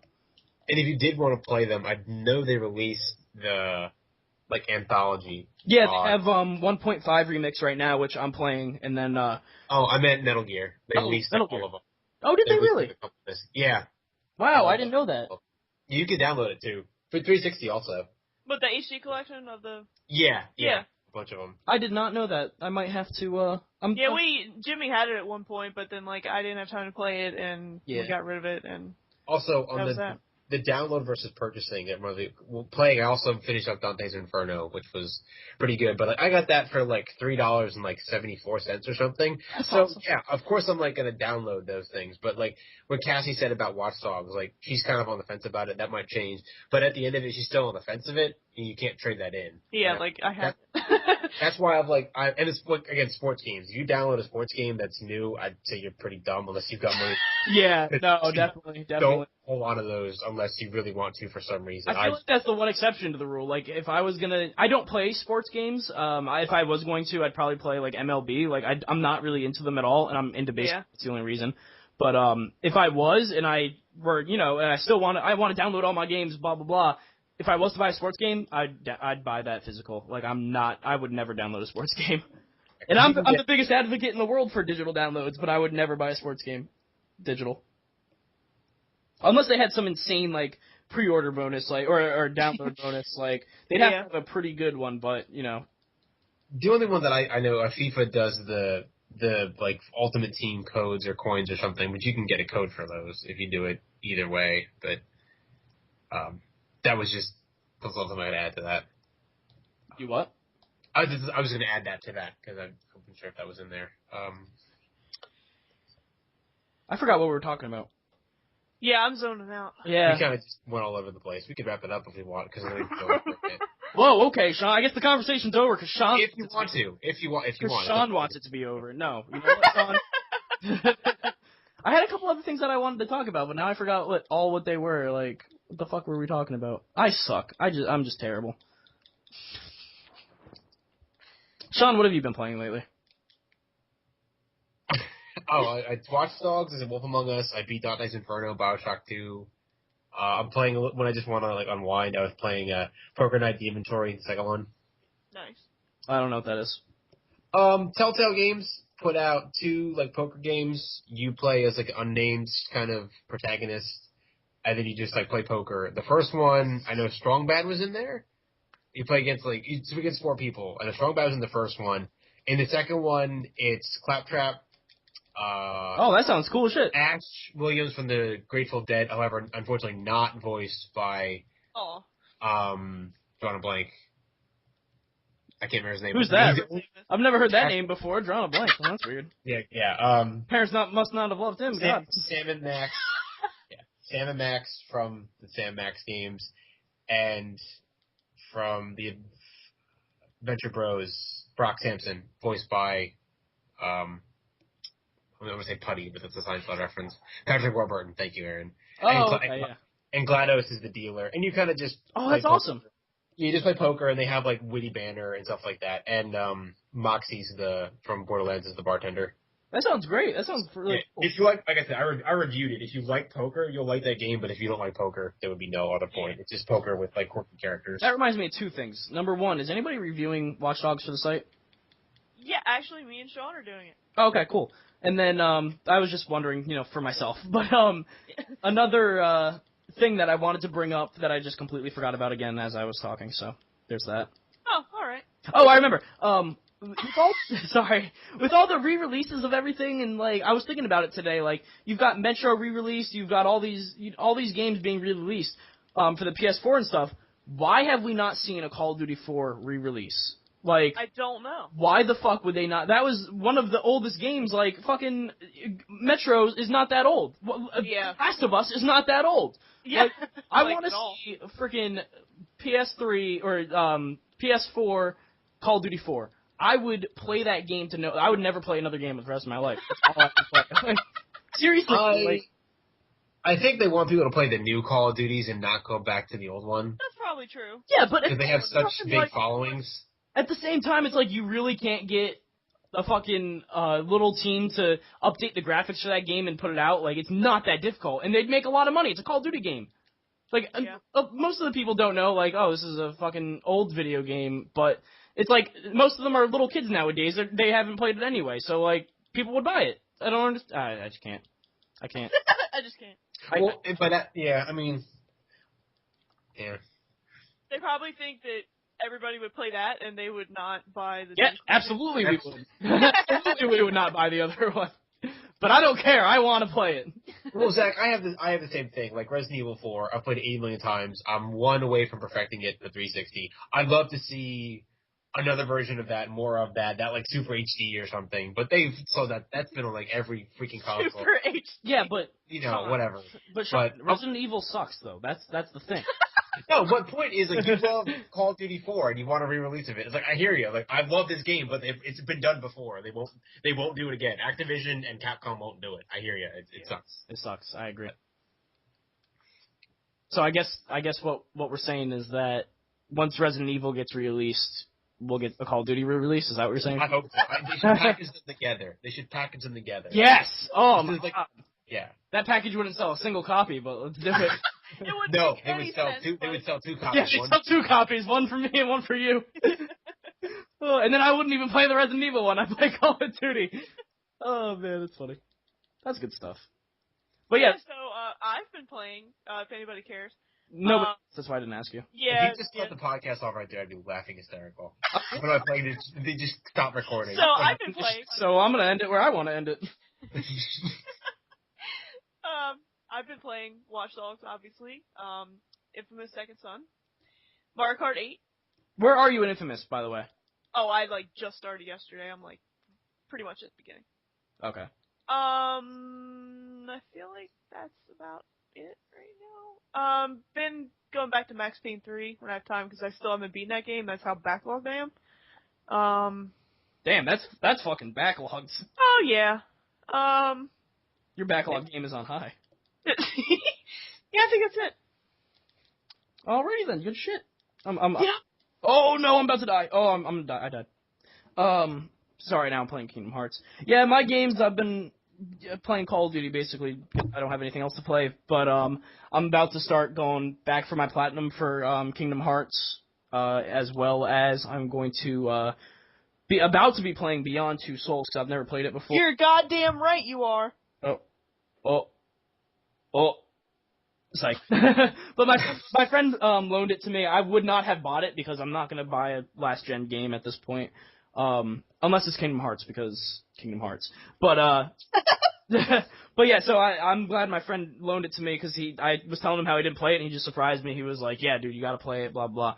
So, he's gonna come over. That game is like, the reviews are so polarizing, it's hilarious. Like, I feel like I'm gonna be on the side of not liking it, but I'm gonna give it a fair shot anyway, so he's coming over, we're gonna play that. And I'm glad I'm that fucking game. Is that David Lynch? Not David. Yeah, is that Lynch? Huh?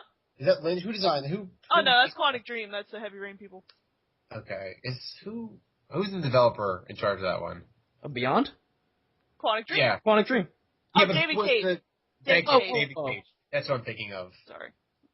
I'm getting my Twin Peaks mixed up. Sorry. I'm sitting there like, Sean, Quantic Dream. Like, how many times do I have to say it? Son of a bitch. No, which person? No, I know it was Quantic Dream. Yeah, no. My David bad. Cage. David Cage. But a lot of people fucking hated it. I mean, a lot of people hated Heavy Rain. I absolutely loved it. So That's a weird concept to hate a new, like a standalone IP game. That's just strange. Like you just don't like, you know what I mean? yeah. I mean, if the franchise developed detractors, but just a single game like that, just don't play it. You know? Yeah. Yeah, I've never thought about it like that. That makes a lot of sense, though. It's like, if, let's say Borderlands at the beginning of that game, that shouldn't draw a lot of hate. Like, oh, I hate that game. Like, Yeah. because it's like you said, it's the beginning of a series. Just don't play it. Like, Yeah. but if you're, invested in a series and Borderlands 7 sucks, then you can be like, oh, I fucking hate that game. Like, what the fuck is this? Like, Yeah. Yeah, I mean, they've been that's doing fair. it long enough to get that. I mean, but I don't want to spoil. Never mind. You haven't played it, so I'm just gonna shut up. wait, played what? Um, Borderlands 2? no. Beyond. Oh. Yeah. I was gonna say something, but it can wait. You know what, Sean? Here, hold up. Actually, give me 1 second. I paused my game. I'm going to check the box. All right, this game Came out in 2007, 2013. 2008, right? 2013. What? Beyond Definitely. Two Souls? Yeah, nowhere even close. I'm Came gonna out look it up last on my- year. Call of Duty. I thought you were talking about Call of Duty. I'm No, sorry. No. I'm looking it up right now. Give me 1 second. All right. It came out. No, I know. I can remember October. Oh! Fuck. October. Was it like 6th or like the first week or something? Oh, she's Go I ahead. don't remember. Keep guessing. I'm looking it up. I'll tell you. Tell me your guess, and I'll tell you if it's right or not. Oh. I know it's in the fall. I remember that. It What was did- fall. 2015. What month did you say it was? I said October. Okay. I feel like it was like the first week of I'm October. not saying if it's right or wrong. I'm just saying. I don't remember like what. Cause dude, like, I was waiting for David Cage's next project. Like I couldn't wait. So. You want to hear what the date was? Yeah, I know it was October, but I don't remember. October 8th. You were All right. so close, just outside the first week. All right, I was about to practice what I preach. If it was over a year ago, I would have said go ahead and spoil it because it's my own fault for not playing it. But it What? has It's not a year. it's not a year, so I win. In your face, Sean. Well, I was also out of respect that I didn't want to spoil it for you. No, Sean. I practice what I preach. If you had something to say about the game, I'm not going to tell you to not say it because I haven't played it because it's been out for over a year. But in this case, it hadn't. How the fuck do I get past this? Like, okay, a good example would be Game of Thrones. I haven't caught up yet, and if you're going to go ahead and talk about it, I'm going to have to suck it up because it's been over a year since the seasons have been out. So, give me your worst. And No, I don't watch that people are about. I could tell you nothing about it. Yeah, me either. I could care less about that show. You know what, guys? There's an example, all right? Hop my God. Oh, man. But yeah, I think that's just about all we really have to say, I think, on everything. I think there hasn't been, like, really big news stories lately, I feel like. No, there hasn't been anything, like, major. Let me look on. You know, there probably has been, but we forgot about it because it's been, actually, you know, the only news that matters is the fact that, you know, you can use your fucking GameCube controller for Smash. I mean, that's all that really matters anymore. Yeah, that's all that matters to, like, 3 people that actually give a shit. Hey. About Wii U. Dude. People are gonna jump on the fucking Wii U bandwagon when fucking Smash comes out. I don't want to disappoint you, but I feel like the Wii U doesn't have a bandwagon to jump on. It will. It will. They're gonna people are already like, oh, I gotta get a Wii U for Mario Kart 8. Is that like a little cart? Maybe you could help move along. Little rickety little wheelbarrow. I'm trying to look up. Are you guys movie buffs? I am a little bit. Not really. Okay, I'm a really big one. And I want to talk about some movies, but never mind. Don't worry about it. Okay. There was movie news. That's why I wanted to. Oh. The Stargate news excited me, but that's kind of all I've really. What was the Stargate news? Roland Emmerich and who was the original director and someone else are going to want to bring it back with a trilogy. They want to do 3 more of them. I don't know if they want to reboot or disregard what the show did. Sounds like. Are they gonna? From what I understood from Reddit, it sounds like they want to disregard the TV show, which is where I fell in love with the series. So, I guess we'll see. It's a small but vocal fan base. What were you about to say, Cassie? No, I didn't want to cut you off. Oh, go ahead. Go ahead, Cass. Oh, I just remembered news. Battlefield Hardline.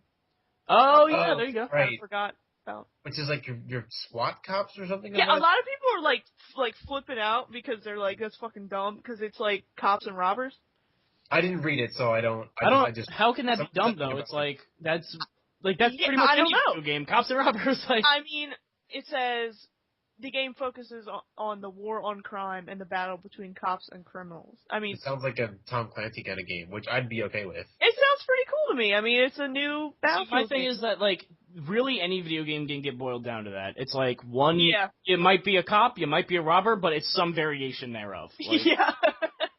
That's just kind of my take on it. So it's like when people are freaking out about the cops and robbers, it's like really, it's like that's every video game. I don't give a shit. Like, and it's a couple of weeks old, but Minecraft coming to PS4. Oh my sweet baby Jesus! Cannot wait. And Xbox One. Yeah. I actually talked about that on the podcast. That never happened because it worked. But podcast that never happened. Yeah, no, I talked about that when Minecraft PS4 comes out. I'm gonna be getting it, even though I've already got it for PC because I'm a trophy whore. But it's coming out for PS4 in August. I'm gonna get it, and I want to preview everybody. I want to get them hyped up for this on the YouTube channel. I'm gonna be doing a new series called Platinum Playthrough, or oh yeah, yeah, something like that. I'm thinking it's gonna be an alliteration. Don't you worry. But I'm going to be doing a new series with that game where I'm gonna be recording myself platinuming the game. That might be fun in the beginning, but it may very well get very boring once I've completed the game and then I'm just grinding for trophies. But I don't care. I'm going to do it anyway and see how people like it.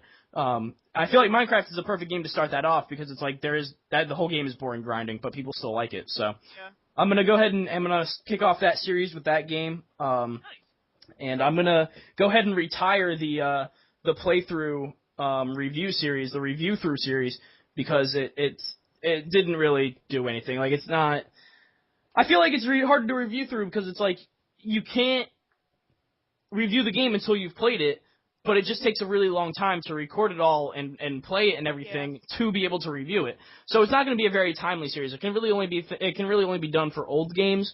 So I may bring it back when I'm doing like a retro review, whatnot. Yeah, that'd be good. Yeah, but for now I'm not going to be doing it because I don't have enough time to. But the platinum with Zach LeBeau will be happening, and we're going to be doing that with Minecraft, and then whatever other games I want to platinum and play.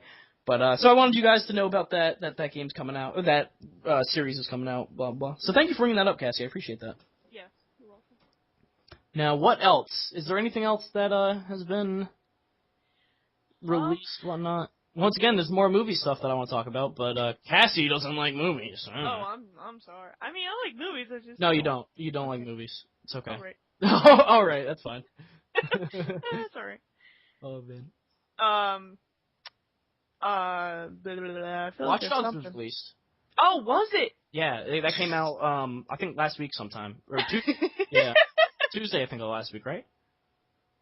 I know it's an indie game. You guys might not have heard of it.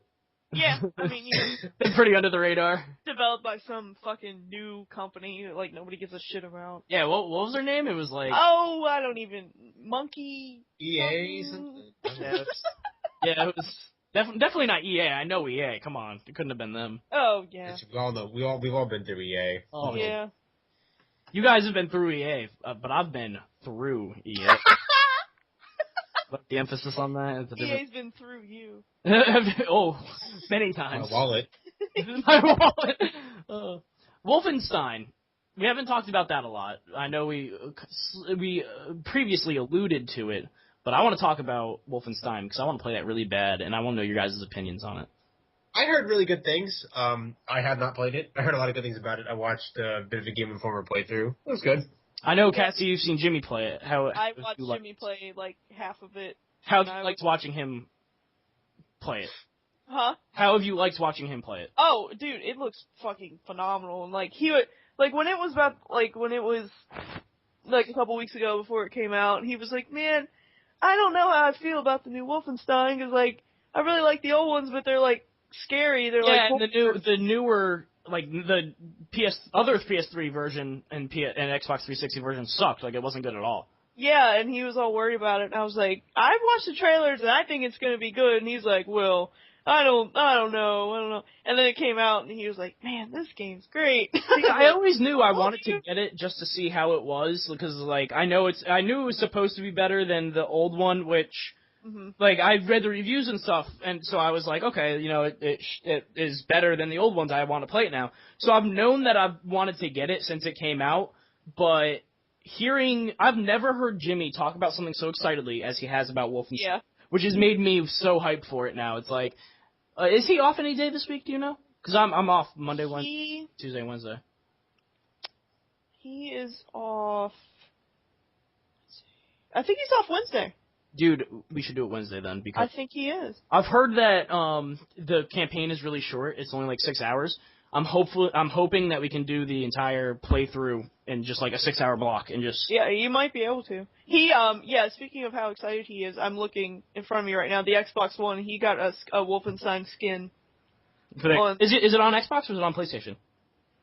Does he have it? He has it on. What the fuck does he have it on? That's a good ass question. If he's got it for Xbox, then I'm not gonna even bother coming over. I mean.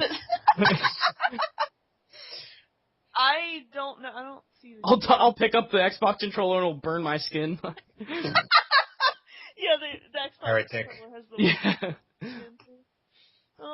Yeah, I don't know. I'm too lazy. Cassie, you worried me. I really hope he doesn't have it for the Xbox, but I'm gonna get it for PS4 anyway. If he does, then we'll fucking. I'll do it. I'm not gonna like it, but I'll do it anyway. But I am gonna get it for PlayStation 4 just to finish all the trophies and everything. Yeah. But yeah, so I think I want to say that's it. I'm looking right now, but nothing is really happening except for movie stuff that I'm excited about. But we can't talk about that because can't see. Yeah. I love the fact that Sean was like, "Oh, I'm not even really into movies anyway," but I'm latched onto the fact that Cassie sucks and I don't like her. Okay. Okay. Oh, so they recently revealed. I read this a couple weeks ago and I wanted to bring it up. BioWare reveals what most players called their shepherds in Mass Effect. Oh, I did see this. Okay. So I want to read you this list, and then after I read you the list, I want to tell you what a missed opportunity they had. All right. So what's the name for males and female? All right. Sarah and Jack are the two highest are the two highest rated names, or the most, I guess, that people are naming their shepherds. Which I was kind of surprised. I felt like Jack was. I would have said John. I thought most people would say John Shepherd. I don't know why that is. I just felt like that was more of a Shepherd name, you know. He was the main character of Stargate Atlantis. John Shepherd. That might be why that I'm thinking John. John didn't even make the top 5 list, so that's a surprise. That could be why. Second is Kate and James, which I'm sure people regretted after that stupid meathead in Mass Effect 3, James. But then we had Alice and Chris. Then we had Jessica and Alex, which Alice and Alex are really close to that. So Jessica and Alex for the 4th slot. And then for the 5th slot, girl name Alex. And then Michael. So Alex is on the list twice for boys and girls. And then Michael, obviously, is the guy's name. Now, I want to tell you what a missed opportunity everybody had from naming their shepherds, all right? What they should have named their shepherd. The guy's last name is Shepherd, all right? The first name can be anything. You can make it anything you want. Nazi called him Titty. I named my character The Lords, like with an apostrophe S. And his last name is Shepherd, so it's The Lord Shepherd. How biblical is that shit? And then it's like, you know, I don't know if I'm doing the right thing. I'm trying to save the galaxy. Am I doing it right? Bitch, I'm the Lord Shepherd. Like, I'm the fucking Lord's. I'm literally the Lord's will. I am the personification of the Lord's will, and I'll do whatever the fuck I want. Like, I thought that was such a good. That is good. And it's like you're literally a walking metaphor. And it's like every time you kill somebody, you're like, I am the Lord's will right now. I can do whatever the fuck. So I don't know. I just felt like that was a big missed opportunity for everybody who's played. Yeah. What's wrong with you people? That's what I'm saying, right? Like somebody did the same thing with one of the Pokemon games. They named it Oh Shit. So I was like, Oh Shit, he's evolving, or Oh Shit, he's leveled up. Oh, I named my. I didn't name my Pokemon that, but I named my. Whenever I play Pokemon, you know how you can nickname your character or whatnot. Yeah. That you play as. I recently started a new Pokemon playthrough. Because I have an emulator and I keep restarting the games and just doing different little stupid challenges. I named my character My Dick, so then people will go, "Oh, my dick!" And then I named my rival. Fuck, I can't remember. Dang it! What was my rival's name? Nah, I forgot. Whatever. But yeah, so I named him My Dick, so they'll go, "Oh, my dick." And the Division got delayed. I don't know if this. Oh, that's the other one that got delayed that I. Yeah. Well, I think they said shortly after E3 last year, it was only like 20% playable or something. Like it wasn't where they wanted it to be, so that doesn't come across as surprising. Agreed. So. And I know we touched on the order 1886 being delayed, whatnot, and I know you guys, were disappointed about it a little bit, obviously. But we kind of saw it coming, and I kind of wanted to talk about why did we see it coming? Why did we see the Order 1886 being delayed? Well, it's been delayed once before, I think, right? Because I thought speculation was 2014, early 2015. It also seems like it's an ambitious project. Sony really probably wants to walk into this next generation with a really, really big new IP, so they probably just want to take every precaution with it, is my guess from what I understand. They probably want to turn it into more than one game, because a Game Informer did a story cover article on this a couple months ago, and it was pretty detailed, and it looks like there could be the setting up of possibly a franchise, so they don't want to drop the ball. Yeah, that makes sense. Is what I... Yeah. See, I mean, since, people are like, oh, there's hardly any games, like, if a game does come out and it's shit, like, that's bad. See, I wanted to bring this up because I was thinking about it on the way home today from work, and, the Order 1886, they had a gameplay trailer, and, they let a couple journalists, call in from IGN, go see it and take a look at it and everything. And I know he was saying that it wasn't as polished as it should have been at that stage. and everything like that, and it didn't look very good. Just, from what he saw, obviously he doesn't know any of the story, so just on a visual first impression, it didn't look very good. The frame rate was choppy, blah blah blah. So all these reasons were, what he was saying, that he didn't think that it was looking good, which, it was delayed, so obviously they're gonna clean all that shit up and make it as good as they can. But I was thinking about it, and it's like, when they initially announced the Order 1886 and had it coming out, blah, blah, I automatically had it in my mind, like, okay, that's going to be one of those games that gets delayed.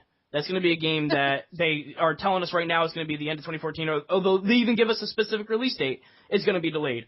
So it's like, I feel like people, when they go and look through games, like announce games and everything, and they check out the trailers and everything, they're like, they have a certain allowance for delay. They're going to be like, okay, well, this game's obviously going to be delayed. I'm not going to be surprised, blah, blah. But I'm thinking, like, why is that? Why is it that when a game is announced and comes out and we were looking at trailers and everything, just based on the trailers and what we're seeing from the trailers and maybe some of the gameplay, why is it that some games were like, okay, well, this is going to be one of those games that just gets delayed, and we should be prepared for that? I think we can tell by looking at the grandiose scale of it, like the Division. Yeah. I think when they talked about the Division, a lot of it's going to be have a lot of online aspect to it, kind of like Destiny's going to, is going to be good single player but strong online as well, and maybe they just kind of want that that needs to work, because we've seen simple things like SimCity, which as simple as logging online to register didn't work. God so damn. you imagine the mess. I mean, even Grand Theft Auto, like Rockstar, who generally dots all their I's and crosses their T's, had problems. Yeah. So that could be a response for that. But for the Order, I mean, but other games in general, I guess it's just what we expect from it, especially new IPs. Like the I think it would be like these a lot. I mean, if they said, like, Madden was going to get delayed, they'd be like, fucking Madden. Like, this thing comes out every year. Like, what's the problem with that? Yeah. And if it's got a good fan base, I can't think of anything. Like, what's the anime that everyone's into? Like, Kill la Kill or something. I've only heard about it. Apparently it's, like, the fucking greatest thing. Like, if they made a big mainstream release of that, like, if it got delayed, there's a strong fan base there who probably would be like, what anime is it?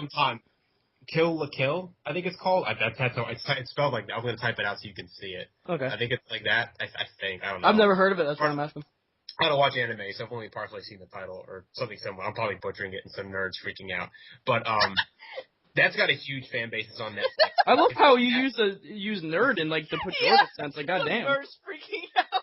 Yeah. So anyway, some nerd like looking down your nose at all the nerds. And, I'm a fucking nerd, Sean. What about it? What's up? See my hands. Okay, some other nerd.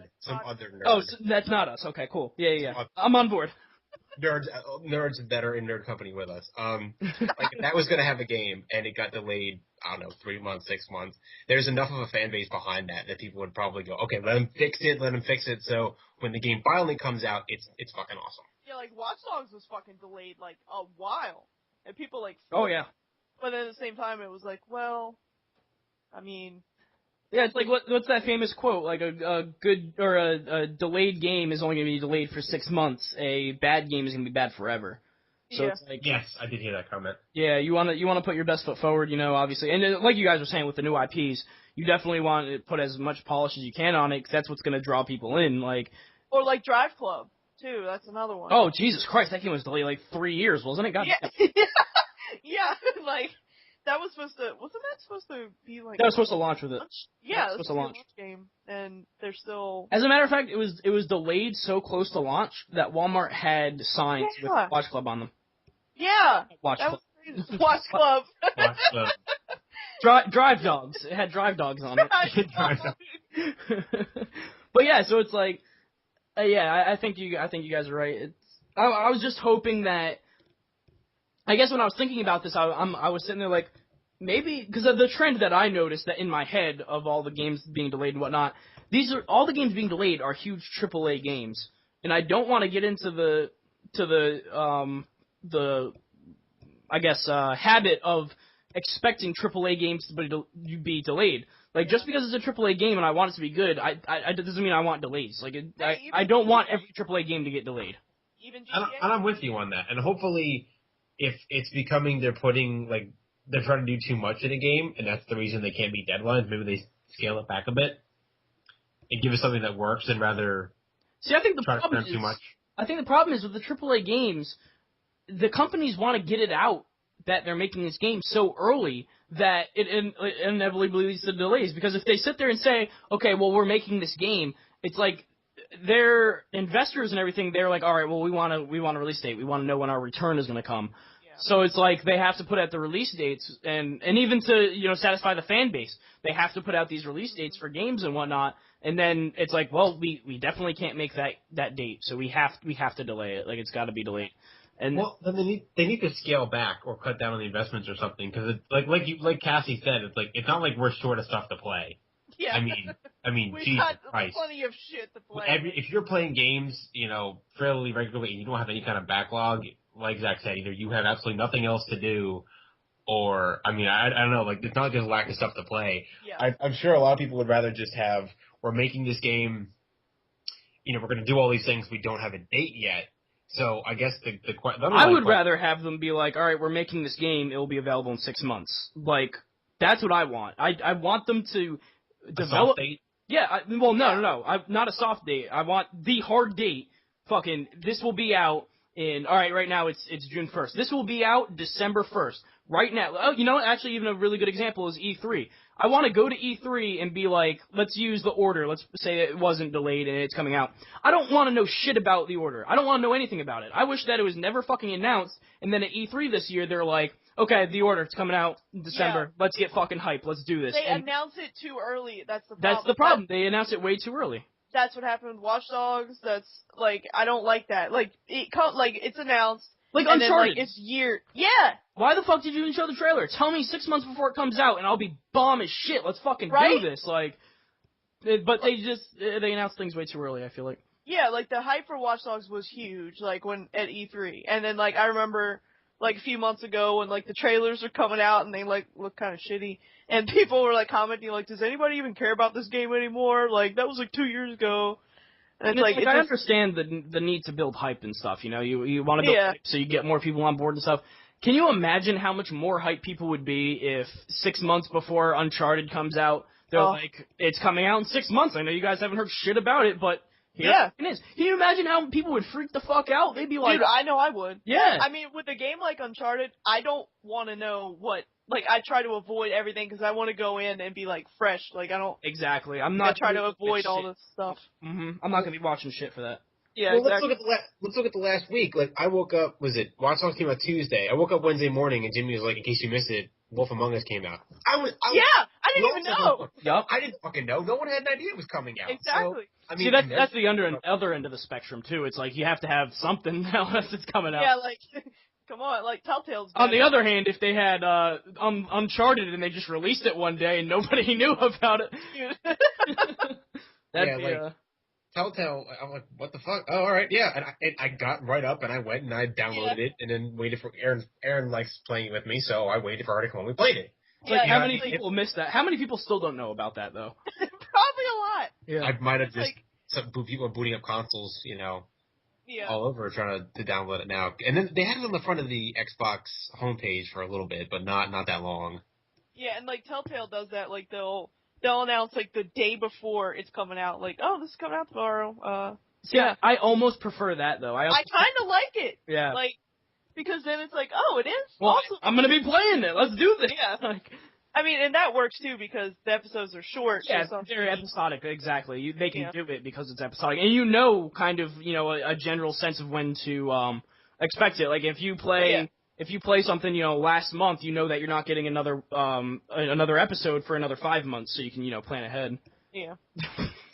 Well, also part of it is how much of it is they're making it for the consumer, and then how much of it has to do with, like you said, the people who are putting the money in the companies to get these products out. Is it more about them or is it more about us? I think investors need to take a chill pill is what I think. That line. And if it is more about us, I have a feeling it's more about the investors and everything. If it is more about the gamers, bro, fucking safe to say that it would be okay if you didn't announce it and delay it. I'm sure that nobody would have a problem with that. Yeah, probably not at all. No, rather no. Okay, in 6 months for sure this is gonna happen. Can you imagine do you know anybody who would be pissed if a game didn't get delayed? I don't. No. No, I can't think of anybody off the top of my head. Well, also, what other form of media does this? Like, how often does that happen? Like, oh, the new, I don't know, Dan Brown novel's coming out or something. Oh, actually, no, it's not. Like, when the fuck does that ever happen? It's funny because I'll tell you after I tell you what other media does this, I'll tell you why it doesn't work for video games. You know who does this? Movies do this. Yeah, movies will be like, all right, fucking Spider-Man 20, it's coming out in 2020 on May 5th. That's the day it's coming out. And this is why it doesn't work. Because they'll say, okay, this movie's coming out on this date, hell or high water. If it's a piece of shit, it's coming out on this date. Which has happened before. It's happened where they have been like, it's coming out this date. Well, that date's coming up, still needs more polish. Fuck it. And they'll ship that. But with video games, it doesn't work. Because there is no middleman for the video games anymore. There are either AAA titles or there are indie titles. There's no in between anymore. Yeah. And I feel like also, games are way more expensive than a movie. Like if you go to a midday movie, it's like what? Oh, $7.50. That's also very true. That's a very good point. I feel like from a time perspective, like a time versus money perspective, video games are cheaper than movies because it's like you're paying $10 for a ticket to the movies for 2 hours, whereas a video game you're paying $60, but you're potentially getting for the right game over 100. So it's like from a money perspective, it's like it evens out and it's even cheaper. But most people just see the $60 cartridge and it's like, okay, well that's how much it's gonna cost. Cartridge. So god damn. I dated myself with that shit. It's funny. I download the games now, so I don't even fucking get a disc either. What the fuck? But so they'll see the cartridge and be like, oh well, this shit's $60. It's mad expensive. Like I'm not gonna buy that for my kid because I don't have the money for that. But it's like if you use video games, like I know pretty much everybody here does, if you use it as your primary form of entertainment, then it makes much more sense. Yeah.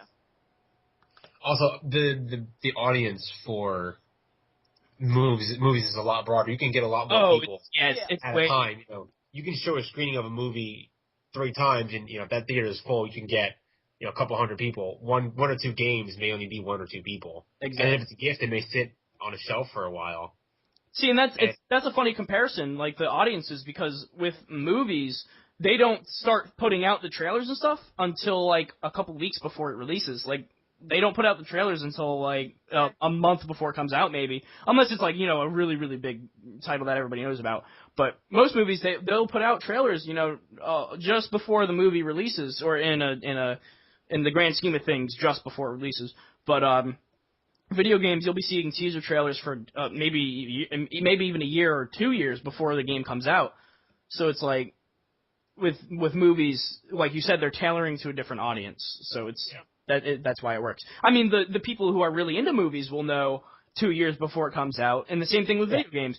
Video games the really hardcore audience will know 3 years before a game comes out when it's coming out, but then the mass market will know 2 years before it comes out because that's when they start putting out the trailers. Also, with film, like I said, if film is not that great, if grandma took the kids, they're not gonna care. Yeah. But I mean, if it, like for us, for example, if the game's not very good, you can tell. Yeah, you're fucked. You're putting down $60. Yeah. Also, grandma can't buy the video game and put 6 kids and sit and watch it because it just doesn't work that way. So film gets away with a bit more than games does, and games still very much has a stigma with it, which is really unfortunate. But I feel like that's a whole other podcast. What stigma is that, Sean? I don't know what stigma you're talking about. I've worked in a game store, and then I feel like the really the uneducated or uninformed opinion is that games are still really for people who are not very good socially, just very strange, weird people who just get picked on all the time, and it's really not what it is anymore. It's not that really Revenge of the Nerds feel that it used to have. It's not. By any means. It's really not. And to some people it still has that stigma. And there are people who fit the Revenge of the Nerd stereotype that do play games, but there are also people who fill other stereotypes who do other things. Yeah. Who enjoy films. And to be fair, that's part of it. Yeah, to be fair, the stereotype has largely, like, well, not largely, maybe, but it has gone away a lot since, you know, the 80s and stuff. It's getting better, yeah. It's getting a lot better, but there's still that stigma. I mean, like you were saying, it's still there, and it's still people look at it like that. I mean, I feel like mainstream games like Call of Duty and Assassin's Creed, Call of Duty more, but Call of Duty and Assassin's Creed, that's widening it to a bigger audience where it's like, you know, most people play games now. But if you talk about certain games, people are going to think you're, you know, that Revenge of the Nerds type thing because... Yeah, but if you talk about Call of Duty... everybody plays Call of Duty, right? Yeah.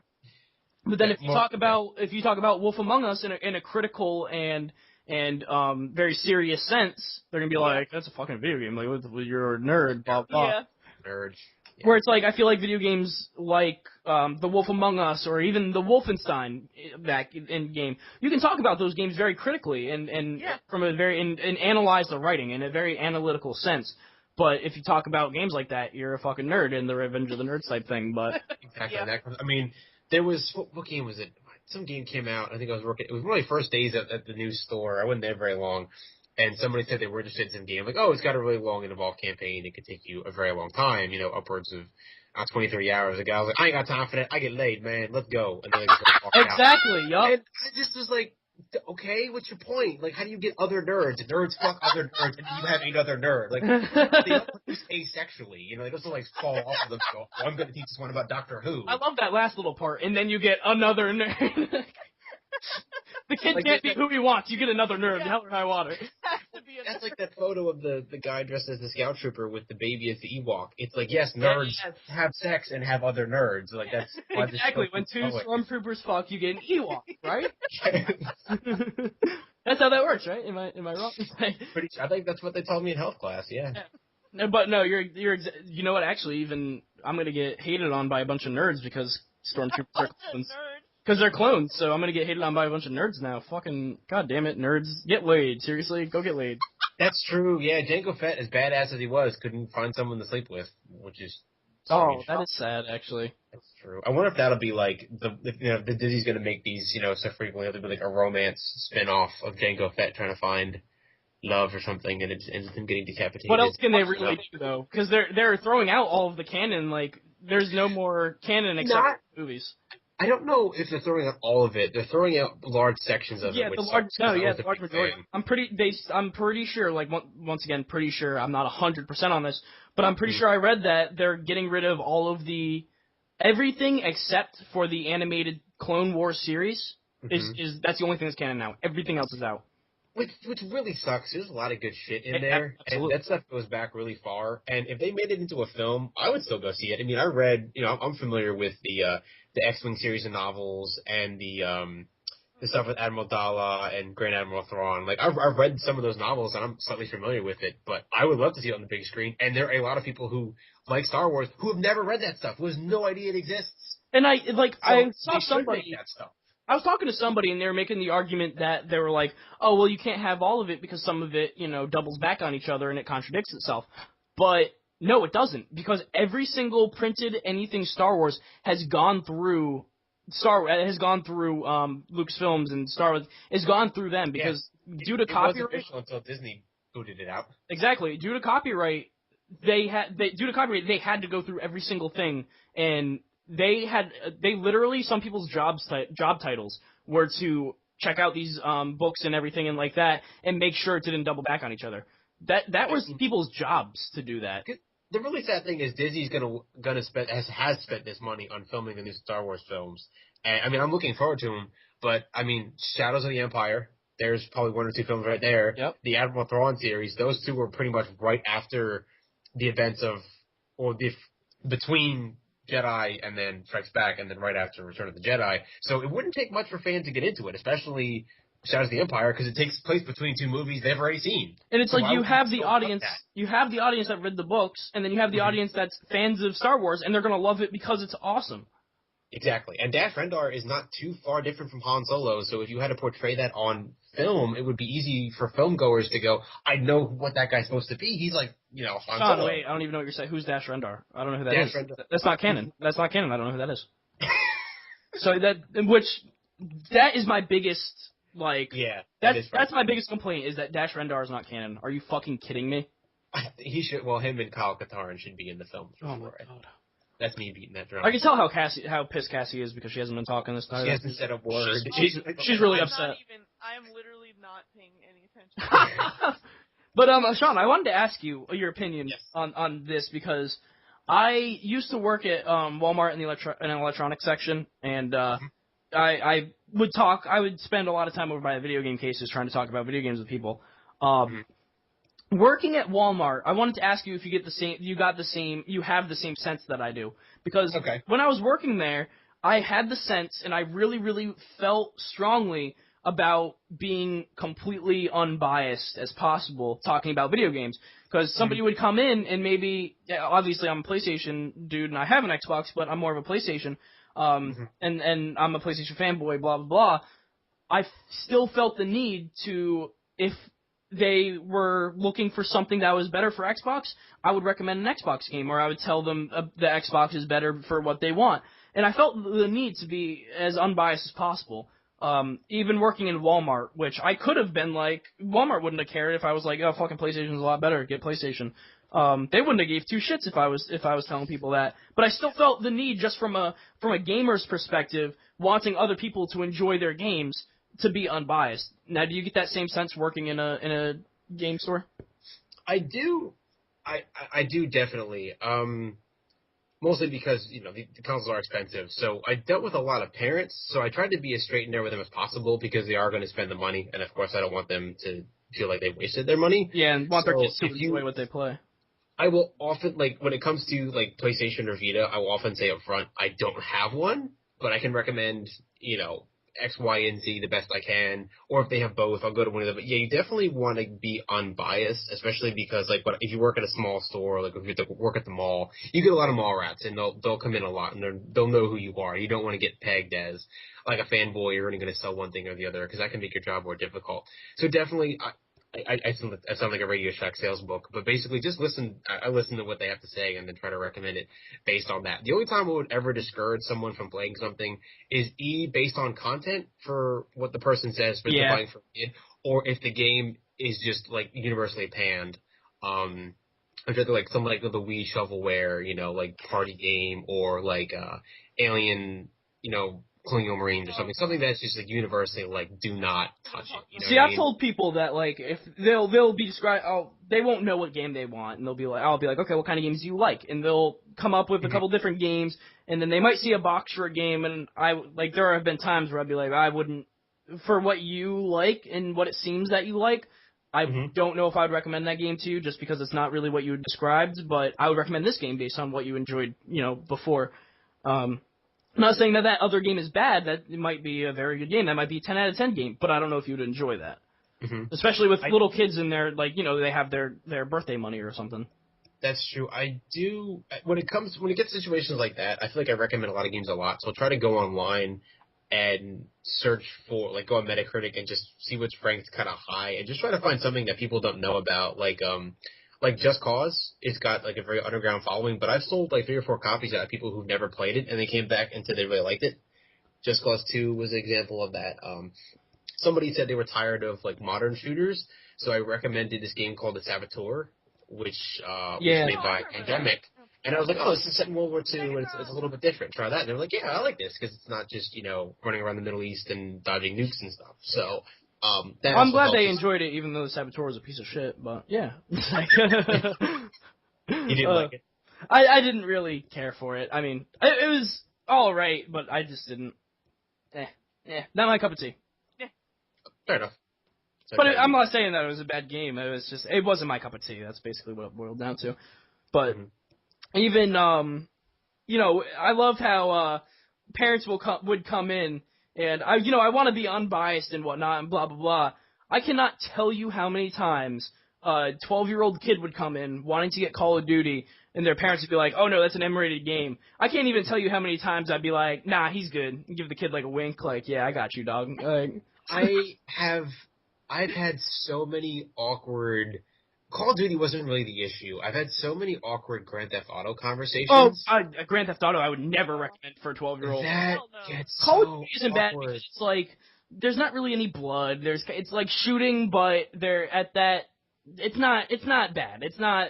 And they'll be like, oh, well, it says on here that it's got drug reference, and I'm like, yeah, the guy was probably drinking a beer, like maybe. Yeah, he may take a painkiller. He may be like, oh, I gotta get through this. Exactly. Yeah. There's a perk in Call of Duty called Painkiller. Like it's not.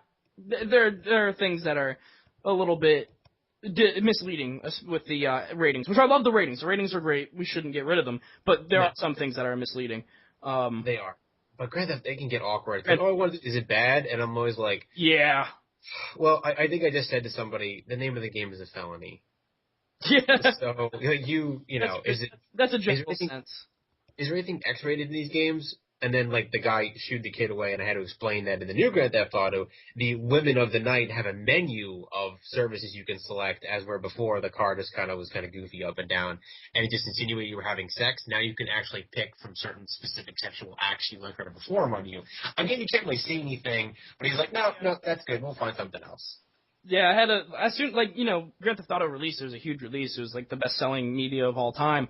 I had a bunch of parents coming in, and they were like, should I buy this game for my kid? Blah, blah.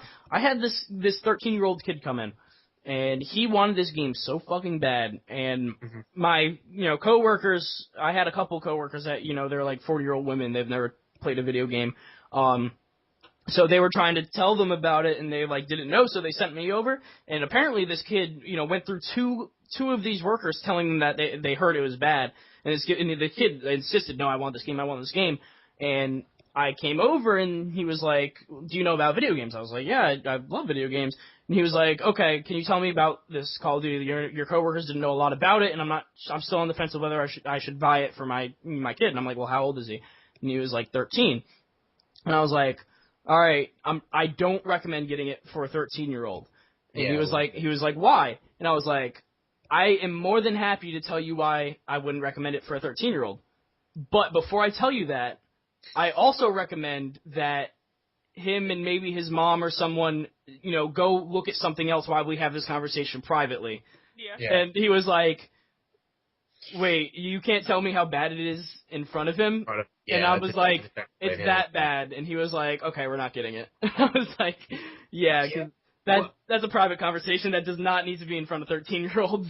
It also does get blurry because, like, Halo's rated M, but I've sold plenty of that to, like, it's M, like Halo. Like, yeah, like, that in Call of Duty, and it's like, out. Exactly. I don't know why it's called that. Like, someone might say, like, General Keys might say shit, like, once in the entire game. Like, that's it. Yeah, they're one allotted fuck. That's all they have. That's one allotted fuck. They used it. Somebody was they were getting a present for a kid. I think he was like just turning 13, and I reckon they said they wanted something not childish but not too adult for the Wii. I was like, Smash Brothers, and they're like, well, we don't know. We'll have to call his parents. It's like, for Smash Brothers? Wow. I was like, really, Smash? So we do have some helicopter parents. Honestly, if this kid's turned 13 and he's got a Wii still, then buy him a fucking Xbox or a PlayStation. Yeah, well, Poor kid. My favorite GameStop story to tell is when 4 or IV came out. Sean, I didn't know you worked at GameStop. Yeah, GameStop IV, or GTA 4 IV was my favorite. We had a woman come in who I was ringing up the sale and I was putting it in the bag and everything, and she was looking. We had like the strategy guide on the counter, and she was reading the rating. And then this woman obviously was not Mother of the Year material by any means, more like, Jerry Springer Guest of the Week kind of material. Damn. And she said something like, no wonder he's not doing well in school. I'm like, yep, I'm sure that's the problem. I'm sure that's why. Yep, that's the reason why. Okay, here you go, ma'am. That right there. Good call. By the way, you smell the meth. You smell it. Sean, how do you know what meth smells like? Holy crap. Dude, I worked at the Christiana Mall pre-Armani store, like, facelift, when there was still, like, a haven for junkies. Like, cause GameStop, that was, like, right around when GameStop started giving cash. So you would get, like, game came out that day, and you had to take it, but, it's... One time my mom pulled that one on me, because I was like... my sister came in, and I was joking around with her because she had been gone for a while. I was like, Lex, you smell like pot. Like, why do you smell like pot, Lexi? And she was like, you should have, and like, whatever, sibling stuff. And my mom she tries to turn it around on me. She's like, Zach, how do you know what pot smells like? And I'm be like, 'cause I smoked it, Mom. And she was like, own that shit. That's she didn't know what to say, 'cause yeah, exactly, I owned it. She didn't expect that, so she's like, okay, and she walked away. My parents pulled that shit on me once before. Where was it? My mom's playing the jazz music like that. So I went to a concert once, see what it was like. And of course, it's people are going to be it was the Michael McDonald who was in the Doobie Brothers, mind you, the Doobie Brothers. So it's just outside our venue, so people are smoking pot, and I'm like, well, I recognize that smell. My mom didn't say anything. So like years later, we were like we were somewhere on vacation. I'm like, that smells like pot. She's like, how do you know what that smells like? I was like, well, Mom, you took me to a concert where people were smoking pot when I was a teenager. So that's how it smells like. Just blank expression on her face. Throw it in her face, like, right what's up, Mom? Say something. What's up? Yeah, and my dad grew up in the 70s. I mean, come on. Exactly. No, Mom, don't preach to me like you don't know. Preach it, sister. Preach it. Oh, man. Cassie, do you have any funny pot stories for us? No. All right, guys. Well, this has been 420 Anonymous signing off here. It's so anonymous. We said Cassie's name, right, Cassie? Oh, Cassie. Sorry, Cassie Gatto. Oh, crap! I've never smoked anything, so it's all right. Really? You've never smoked pot before? I've never smoked anything. Oh. Well, okay. Stop saying anything, because I know you smoked meth before. I've seen you smoke meth before. Yeah, actually. Before that. Besides that. That's a nice house. I'm sure you paid for that somehow. I know. Oh yeah. Wait, Sean, have you actually smoked pot, or did you just smell it? I had friends who did. I did not. Damn it! What? I sound like a fucking friggin' stoner now. God damn it, guys. Sitting here, why'd you make me admit that? Now I sound like a stoner. I don't think you're a stoner. Everybody's gonna think I'm high 24/7. God damn it. Oh yeah. They're decriminalizing that thing more and more every second. So. Now I've got to write 420 blaze it on my chest. Like, God. By the end of the year, we're gonna do like the podcast high, and no one's gonna do it. No, I don't think anybody would notice if I did the podcast. I would love to see James and Cassie high. I think James is already like an interesting character by himself. High. Oh yeah. Oh yeah. Oh yeah. I could see James being high, just like regular though, just like being him. Yeah, just being himself. See, you haven't seen like when the funniest shit was when me and Jimmy and James went Black Friday shopping like 3 or 4 years ago, and we were on the way home. It was like 6 a.m. Like we'd been up all night, and James was driving, and he said me and Jimmy were like drunk tired, and we were like saying all this really weird shit. Like, so fucking tired, and he was like, I don't want to see what you guys are like on drugs or something. Please don't do it. Please don't do it. See, I initially said I don't think you'd be able to tell if I was high, but that's not true, because I'm always really hyped and stuff, and if I was high, I'd probably be like really chill. You'd be like, But you wouldn't be able to tell if I did the podcast drunk, because I'm Zach LeBeau drunk, and I'm Zach LeBeau regular. Like, it's the same thing. It may as well be the same state of mind. What is Zach LeBeau Premium? I'm just curious, because you have like drunk and regular. What's Zach LeBeau Premium? Oh, well, here, let me take out the list of sexual favors that I can perform for you for the Zach LeBeau Premium price. I'll just get the season pass. It's all right. Well, I'll tell you. I'll start with the bronze, and we'll work our way up to the premium. All right, so Zach LeBeau bronze. All right, Cassie, what are you laughing about? I'm being serious. Like, can I earn points? I'm trying. Yes, we can get in the point system as well. Cassie, stop laughing. I'm trying to be serious right now. Okay. All right, Zach LeBeau bronze, you get a hug. All right, so that's what your limit is at. The hug is the most I'll do for bronze. Now I can do anything in between, obviously, but that's the most. Now for silver, right? That comes after. Yeah, for the silver, that's what you're getting. What? A handy. You're getting a French kiss. Easy, buddy. I'm not a whore. You're getting a French kiss, all right? Anything in between. Anything in between. Now, for the gold, you're getting yourself a Handy J. Absolutely, Sean, you're getting a Handy J. And anything in between. Now, how much does DJ cost? Oh, that's some platinum shit. That's some. You have to ask. You can't afford. Now, yeah, right. So that's the gold. Now the platinum. I have a platinum and I have a premium.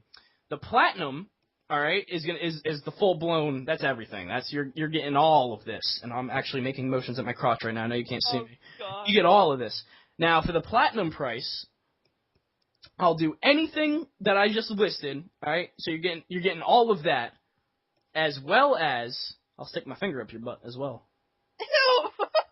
Some guys like that, Cassie. All right, don't fucking ew. Well, that's fucking nasty. No, Cassie, that's really not that actually. Exactly. It's not that exactly. I don't care. It's fucking nasty.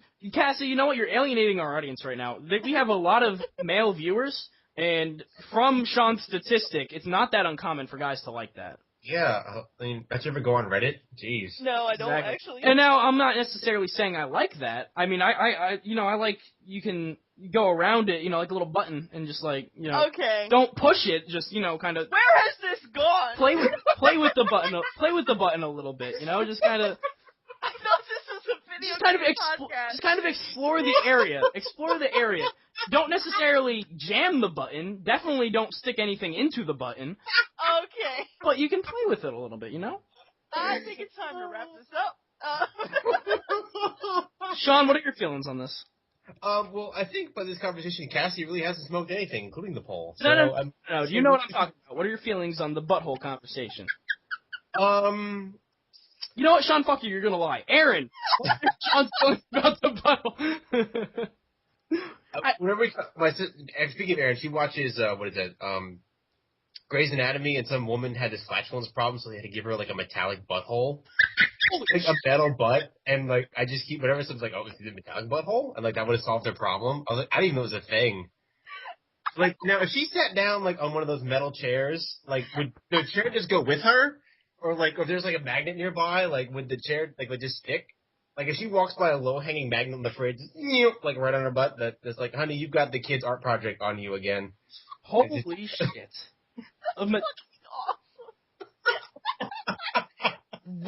So, okay, I'm gonna be honest real quick. Wait, how do you shit out of that?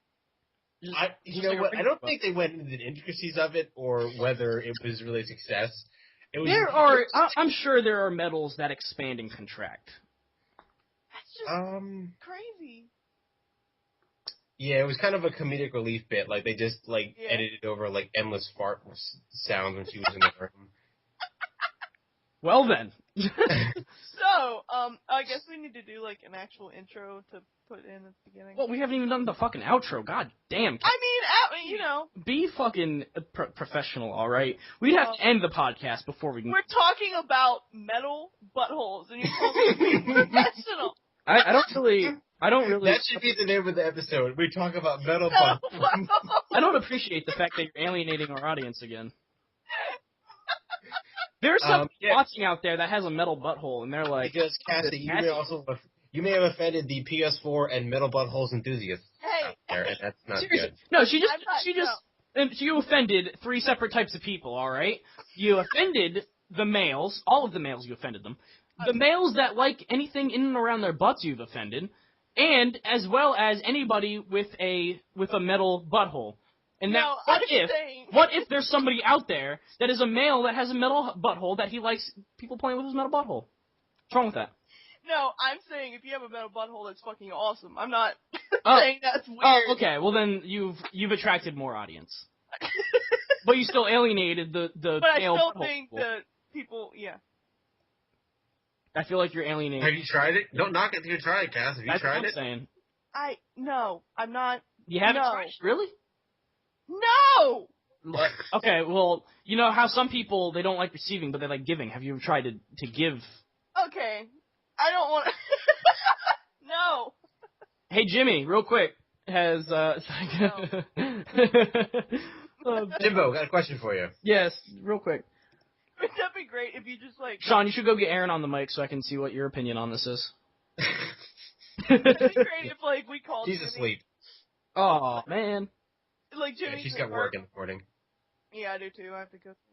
Uh-oh. But that'd be great if we called Jimmy or Jimmy, we gotta get you on the podcast just for a second. Yeah, like a speakerphone live call. Yeah. You should do that real quick. Go ahead, do it. I can't. He's not allowed to talk on the phone. Oh man, that'd been funny. Just what are your... Can we call work? Can we reach his desk or they record the call? Yeah. So they probably, I don't know. So they don't know it's him. Where does he work? He works there, but I don't think he has a phone Oh, I'm googling that shit. I'll near him. I'll tell them to get him. Go get Jimmy White. No. That'd be fucking hilarious. And then all they hear is they're like, all right, well, we have to put all of our personal calls on speakerphone. It's like, all right, Hey, what's your what is your opinion on buttholes? How do you feel about them? I feel like the phone would just click, like, what? Yeah. You there? Jimmy, you're fired. All right, well, that's been an interesting podcast. Hope you guys enjoyed it. You guys have anything else to add before we end the podcast? I just can't get over the metal butthole thing, so... All right, Cass, you got metal buttholes on the mind. Sean, what about you? I don't know. I don't know. How do you top metal buttholes? How do you top metal buttholes? I don't really know. You can't really. I feel like everything's been said. Everything that needs to be said has been said. Yeah. So with that, we're going to go ahead and sign off, guys. Hope you enjoyed the podcast. Tune in next week for another disgusting jam video game filled podcast as well as butts. All right, see ya. Bye.